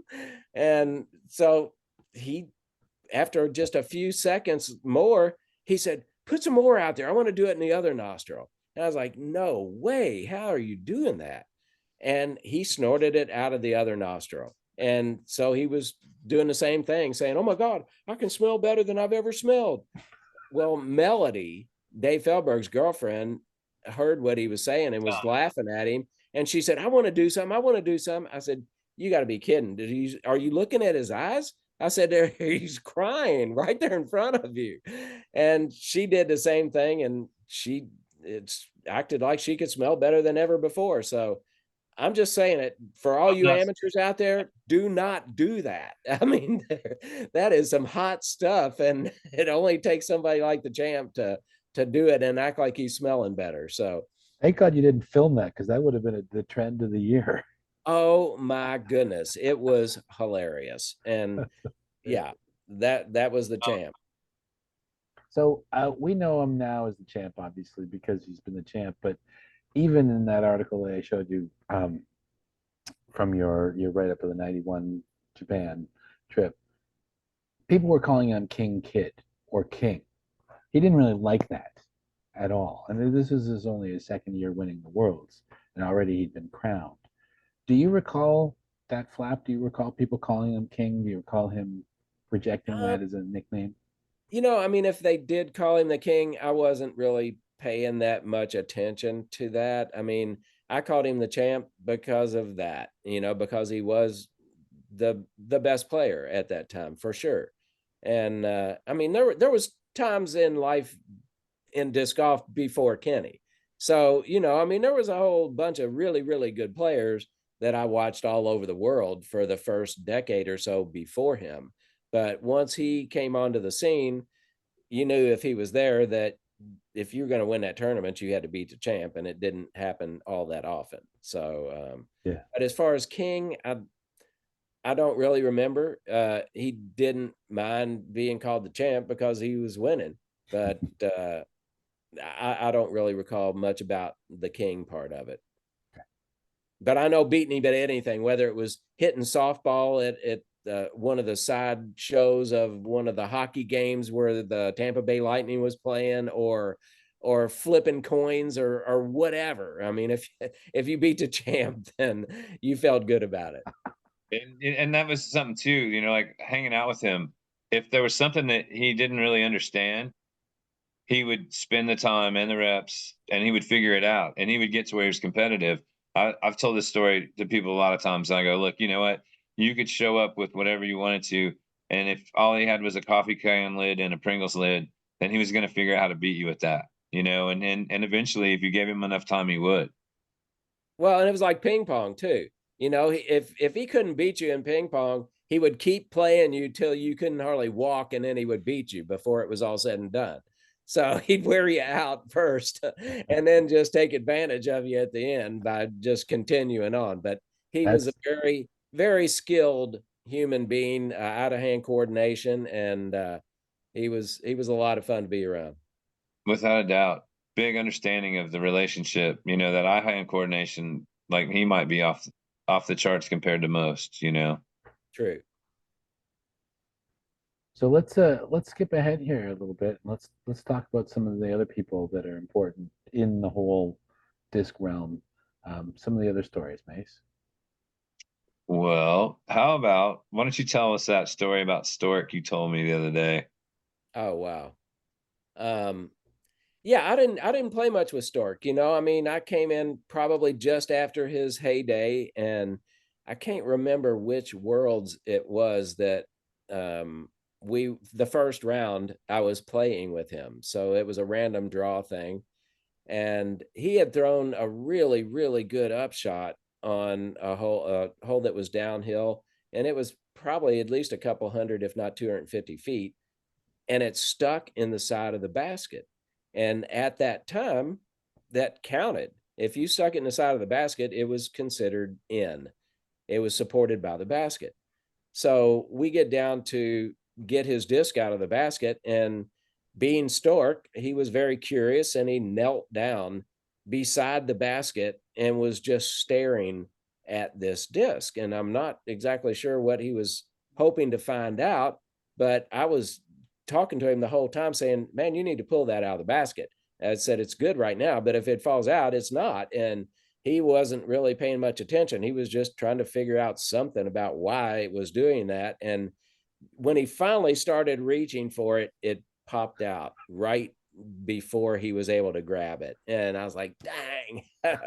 But he was a good sport about it, and he didn't count it. But it was pretty funny to watch him examining this disc sticking in the side of the basket until it popped out. Yeah, Great stuff. it's really easy to imagine that happening. Like I could just see that whole scene. Like he's just chatting about, not worried about it at all, and all of a sudden, pop, and you're like, I was trying to tell you. He's just pondering the mysteries of physics right there. Yeah. So, Paul, this is probably a great time to talk about the turbo putt or Tim Selinsky. I think it's time to talk about Tim. Yeah, let's talk about Tim.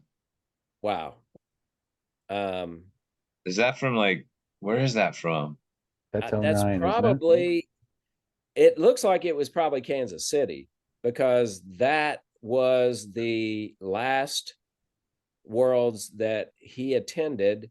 And up to that point, he and I were the only two players that had competed in every worlds before he got sick. And wow, Tim was, I called him Fireman Tim. Okay. I mean, I was on the end of a team for quite some time, and Tim was a joy to be around. And at the very first U.S. Masters that he held in L.A., he had the course laid out and showed where all the OB was and all of that stuff. And we knew. And during the first round of the tournament, I threw a shot right into one of the areas that was safe all week long, and all of a sudden he had made it OB. And I was fit to be tied just because we'd already played it. We knew. I mean, I was pretty prepared for those kind of events. And so I kind of blasted him a little bit and said, damn, man, I mean, how can you do that? It was safe all week long. And even though I was in the right, that it should have been already marked or something, I felt horrible afterwards because it was Tim I was talking to. And even so, yeah, he was just one of those guys that if Dave or Harold started a fire somewhere, talk, because they were a little bit abrasive sometimes. Yes. Tim, I You called mean him Fireman Glenn? Tim because he'd always put the fire out, so anyway, after that, and after Tim ended up passing, at first I wore a shirt that I will show you here in just a second, that had a picture of Tim on it, just so he could be still attending the worlds in spirit. Along with, I don't know if y'all can see this or not, but I have a little pin Oh yeah. right here that has ski on it. Bit. And it's, Raise up. see it? There you go. And it's got a little ribbon on it. And I kept that in my golf bag at every Worlds. I mean, to this day, I have it in every Worlds because I just wanted him there in spirit, because I know if he was still alive, he would have been there. But right on. Tim was just a one of a kind, and I'm gonna get that if I can find it.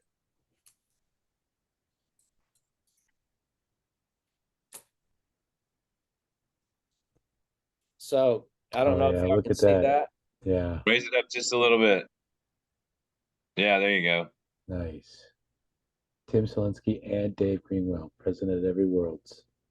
That's and that's whenever, if you never got a chance to meet him, that's what he looked like every time you saw him. I mean, he would just have this big smile on his face. I mean, I don't remember. I mean, I played some pretty tough rounds with him at the Worlds, like meaning we both got our butts kicked by the courses or, by ourselves or whatever. But he always still was just so happy and, just such a joy to be around.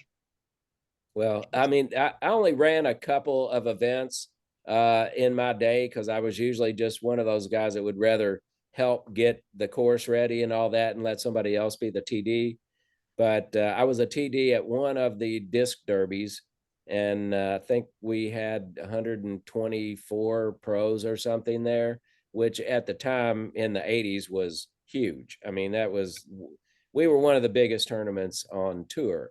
So I ran that one, and then I ran the 2012 Tim Selinsky U.S. Masters, and I was a TD of that one. And Barry Schultz, up until recently, had said that he thought it was one of the best ones that he had been to, and it was something where you wanted to make it by far the best event that you've ever been a part of because it was in honor of Tim.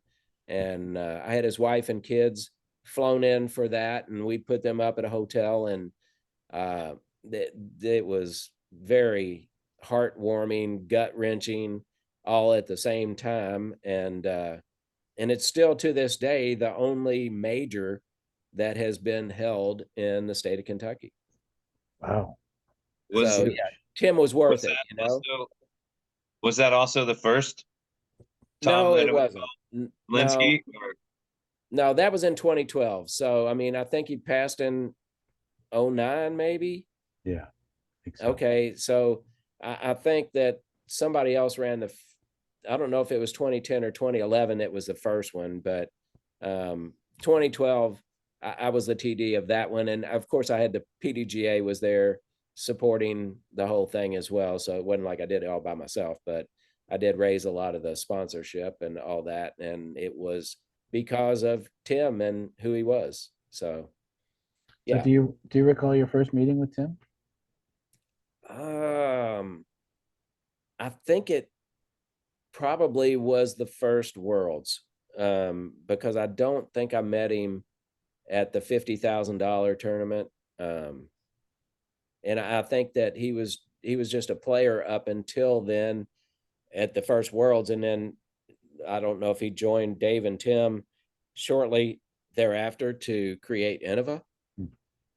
but yeah, I think it was at the first Worlds, Okay. first PDGA Worlds anyway. Right. But Tim was a savage guts player. Tim was he'd go after it. You wouldn't think that he was Mr. Mild Mannered if you were playing guts with him. Well, he for the longest time he held the record for the fastest pass or fastest shot to be caught.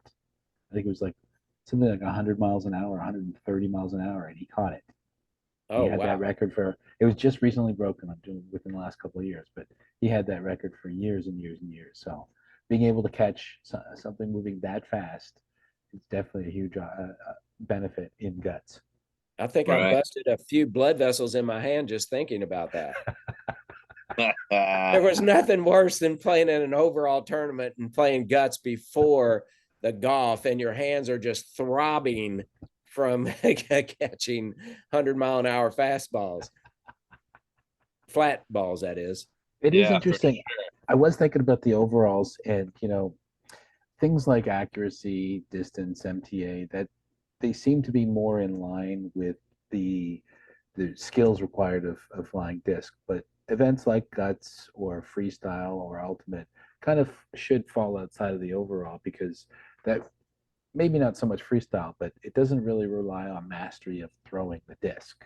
And that's That is true. I mean, you got to be a good thrower to set people up as far as putting spin on it. But you're right. As far as the actual flight of a disc, there's not that much of that involved in freestyle. Now, I mean, you got to be a good thrower to play ultimate. There's no doubt, but you got to be faster and catch more so than a great thrower in ultimate. Now, just for the record, I don't want it be said that I'm demeaning freestyle anyway, because our next Right. guest is the guy who started the Freestyle Players Association. So, Dave, if you're watching, I didn't mean it about freestyle. No, there's all of those things require a lot of skill. There's no question. It's just a different skill set.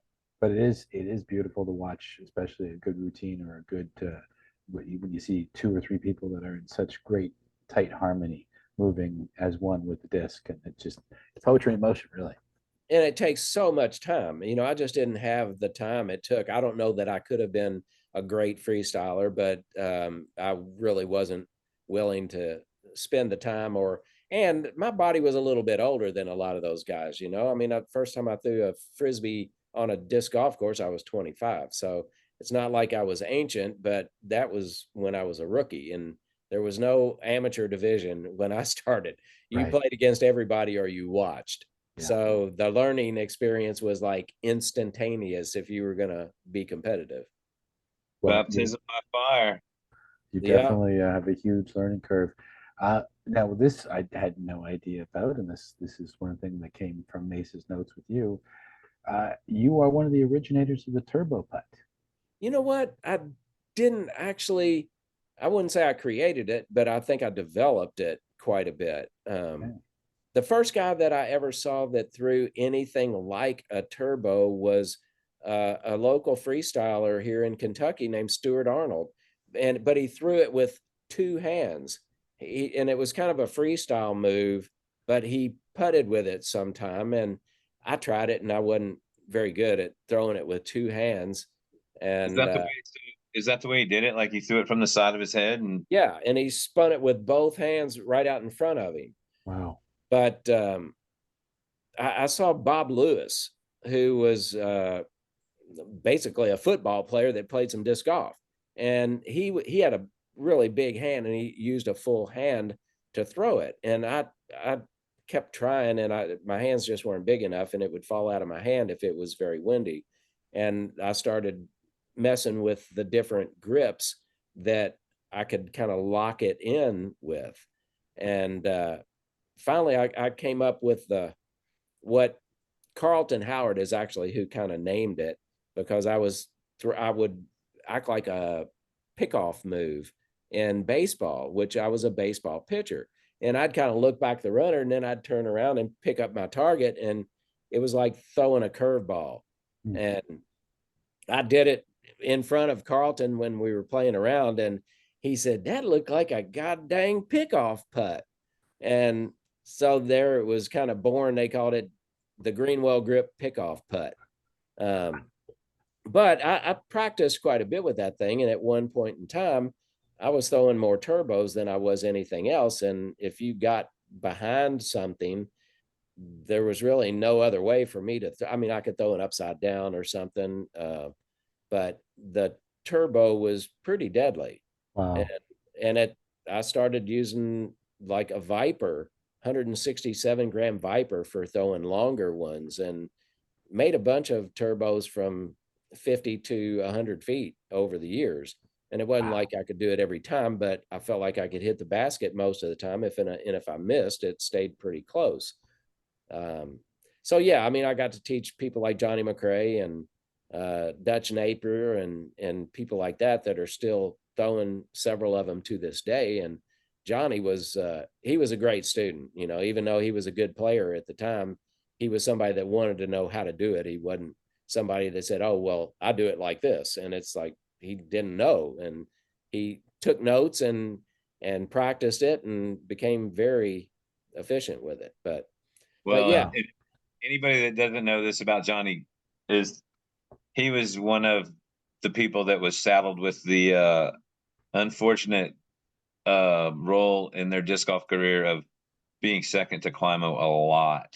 Right. And one of the reasons that Johnny is the badass that he is still to this day, is that he had when he finally beat the local guy was the champ that he had Right. to beat. So his, his whole entire upbringing in the sport was coming up under Kenny's umbrella, so to speak. And a lot of people might not know that. And you wonder why that guy can still whoop most of the people that show up, if not all of them, on any given day. And it's got a lot to do with that. Yeah, and teaching was a fun thing for me, and it still is. I mean, when I first started playing, nobody wanted to teach you anything. They just wanted to beat you. And for me, it was just all about sharing. I mean, whatever I learned in California, I'd bring it back to Kentucky and teach whoever wanted to learn. I mean, I didn't want to beat them just because I knew a secret. And so, yeah, that watching people get better at something to me is a lot of fun and very rewarding. So, hallelujah and share the knowledge.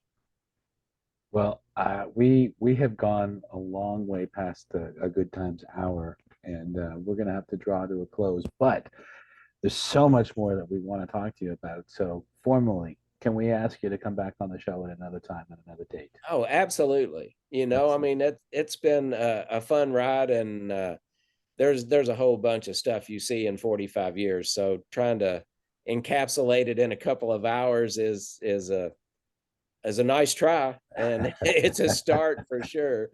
But there's so many good players out there that I'd like to bring their names up that people haven't heard of or haven't heard in a long time. And you just said like Roger Chancellor. There's a bunch of Roger Chancellor in California, and there's guys like Randy Ammon and Jerry Garrett and all kinds of people in Southern California that people don't really know that much about. Travis Reynolds, just a bunch of people. So, and then Well, hey, so let's do that's just this. California. All right, so listen to this. Here's people that peeped in on us today just from Facebook Live alone. This is a pretty good list too. Ken Rollins, Ryan Bivalacqua, Hal Kurz, Jeff Homburg, Brad Schick, Tom Vierthaler, Robbie Parker, Rob Bullen, Dave McDonald, Dutch Napier, Dan Cashin, Roger Kanzler, Sylvia Vokes, Jason Jalonen, Steve Harney, Amy Campbell, Brendan King, Ray Murray, Alex Adams, Corey Myrick, Matt Fitzwater, Bryce Longerbone, Doug Allen, Ray Murray again, Rick Rothstein, Jeff Johnson, Marissa Van Patten. If you don't remember her, that's Mike Travers' daughter. Oh, And wow. Christopher Ellis, Ryan Hunt, and yeah, that's all the people that stopped by, and so that's pretty cool. It's a pretty diverse crowd. A lot of them I don't know, a lot of them I do know. So, Steve Valencia stopped by too. Oh, right on. Nice. Nice. Oh, Mike Travers won a bunch of tournaments in Northern California. I mean, a bunch of tournaments. He Yeah. was Oh, okay. So, and unassuming. I just have to, since we're talking about Northern California, I just gotta say, R.I.P. Bob Dress. Oh, wow. That He passed away on Wednesday. I second that. I mean, really, all the heartfelt love goes out to RJ and the rest of his family. And Yeah, that they really. I met Bob in Charlotte in '97 after having put up Randolph and Harold and RJ. And RJ had already told him about me or whatever, and they stayed with me 2 or 3 days, whatever, for a weekend tournament. And when Bob told me, he goes, Mace, when you come to California, you stay with me. And he never failed to take care of me. Even like in my later life, when I was just going out there to go skiing, I would make a trip over to see them, and it was no different. That you had to sneak away and give your credit card to the lady at the, your waitress or your waiter in order to buy dinner for them, because they weren't having it. And wow. it's one time when I went out there and spent an extra week with them one time, and RJ and I left on a Saturday. We left Reno and I had $252 in my pocket. I misspoke this earlier as $56, but it was $252. And that was on a Saturday, and we gooped off and, played a bunch of the triple nugget courses and practiced to get ready. the following weekend on Saturday morning, I was going to the players meeting at Penn Valley, and I realized I hadn't paid my entry fee, and I pulled out my money, and I counted, I was like still $252 a week later. And, you know, like they just wouldn't let you pay. When you were at their house, they were taking care of you. And it was really something else to know them. And, you know, every time you stayed with them, you knew they were going to take care of you. And all of us know about host families, and that was my all-time favorite. Well, RJ, just since you brought his name up, or the Jerez family, the Yeah. only La Mirada Open that I played in, I ended up, I think I tied with John Ahart for third, and RJ won that event, which was a huge La Mirada Open. It was RJ and Scott Stokely, and then Ahart and I right behind him. So RJ he was a force back in those days. For sure. And one of many teenagers to win that event when they were And teenagers. And I haven't had a chance, because I didn't know how long this was going to last, to mention my prodigy family. And Oh, yeah. yeah, just briefly. I mean, I loved all the guys at Innova. I mean, they're like family. They have been for ever since I knew all of those guys, and they always will be. But the whole reason for leaving was to make sure the players got paid, and to try to name discs that you knew what they were going to do before you threw them. So we've had a lot of good players on our team that have come up with us from day one. That was in 2012, and we've still got a lot of great players still. And all the ones that have left and gone elsewhere, you know, I pull for them all the time. You know, I mean, it wasn't just for this player or that player. We did it for all the players. And boy, sometimes you got to watch what you wish for. I got into this bidding war for all of these players, and I'm really happy for all of them. And for those that don't know, I mean, Macbeth was supposed to be on our team in the beginning, and Simon Lazat, and several of these other ones that ended up choosing a different path.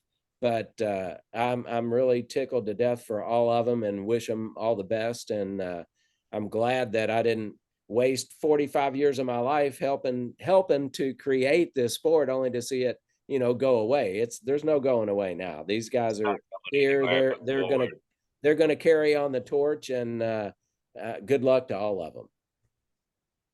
Well said. Well said.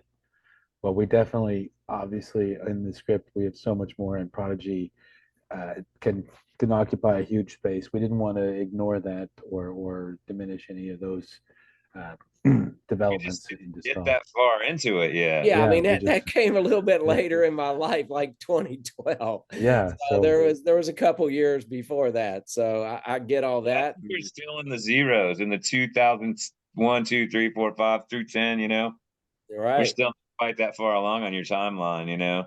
Well, yeah, we did there's still mention some 2012. cool stories about some people like Muhammad Ali and Ned Beatty. Yeah. Let's not let all these cats out of the bag yet, because I'm just saying, there's still some good stories to be had, and hopefully someday we'll get a chance to chat about those a little bit. We will definitely. Oh, we're gonna sprinkle them in. We're definitely gonna sprinkle them in. You can't sprinkle on Muhammad Ali now. No. But that'll be a good one when we drop that one. That one's gonna be a good one. You know, Yeah. so without a doubt, That's that a good way to keep them guessing. There you go. That's going to be a really good one. Showmanship, going out on a high note. Well, thank you all for inviting me. Thank you for being here. Thank you for taking all this time to tell us some great stories, for collecting all the show and tell merch, and just for everything you've done for the sport. Well, thanks. So, it's been a pleasure. And we're just, folks, if you're paying attention right now and you don't know it, all this stuff's archived on our YouTube channel. We're making it. This is the last Sunday for now until the end of the year, and we're making the move to weeknights. We won't be going in a week and a day, because I'm coming back from Phoenix that day. We'll be moving to the following Monday night as our first. Actually, it's Tuesday night with Dave Marini. Tuesday, March 12th. Tuesday, March 12th, and then after that, it'll be Monday nights. From there, going forward until we have a conflict, because it's just not possible to get 3 people together at the same time on the same day every week. It's just really hard. So thanks for tuning in, everybody. Thanks for joining us, Dave. Thanks for your deep digs, as always, B. And we'll see you guys again in 2 weeks. Thanks, Dave. Thank you all. You bet. Have a good one, man. Bye.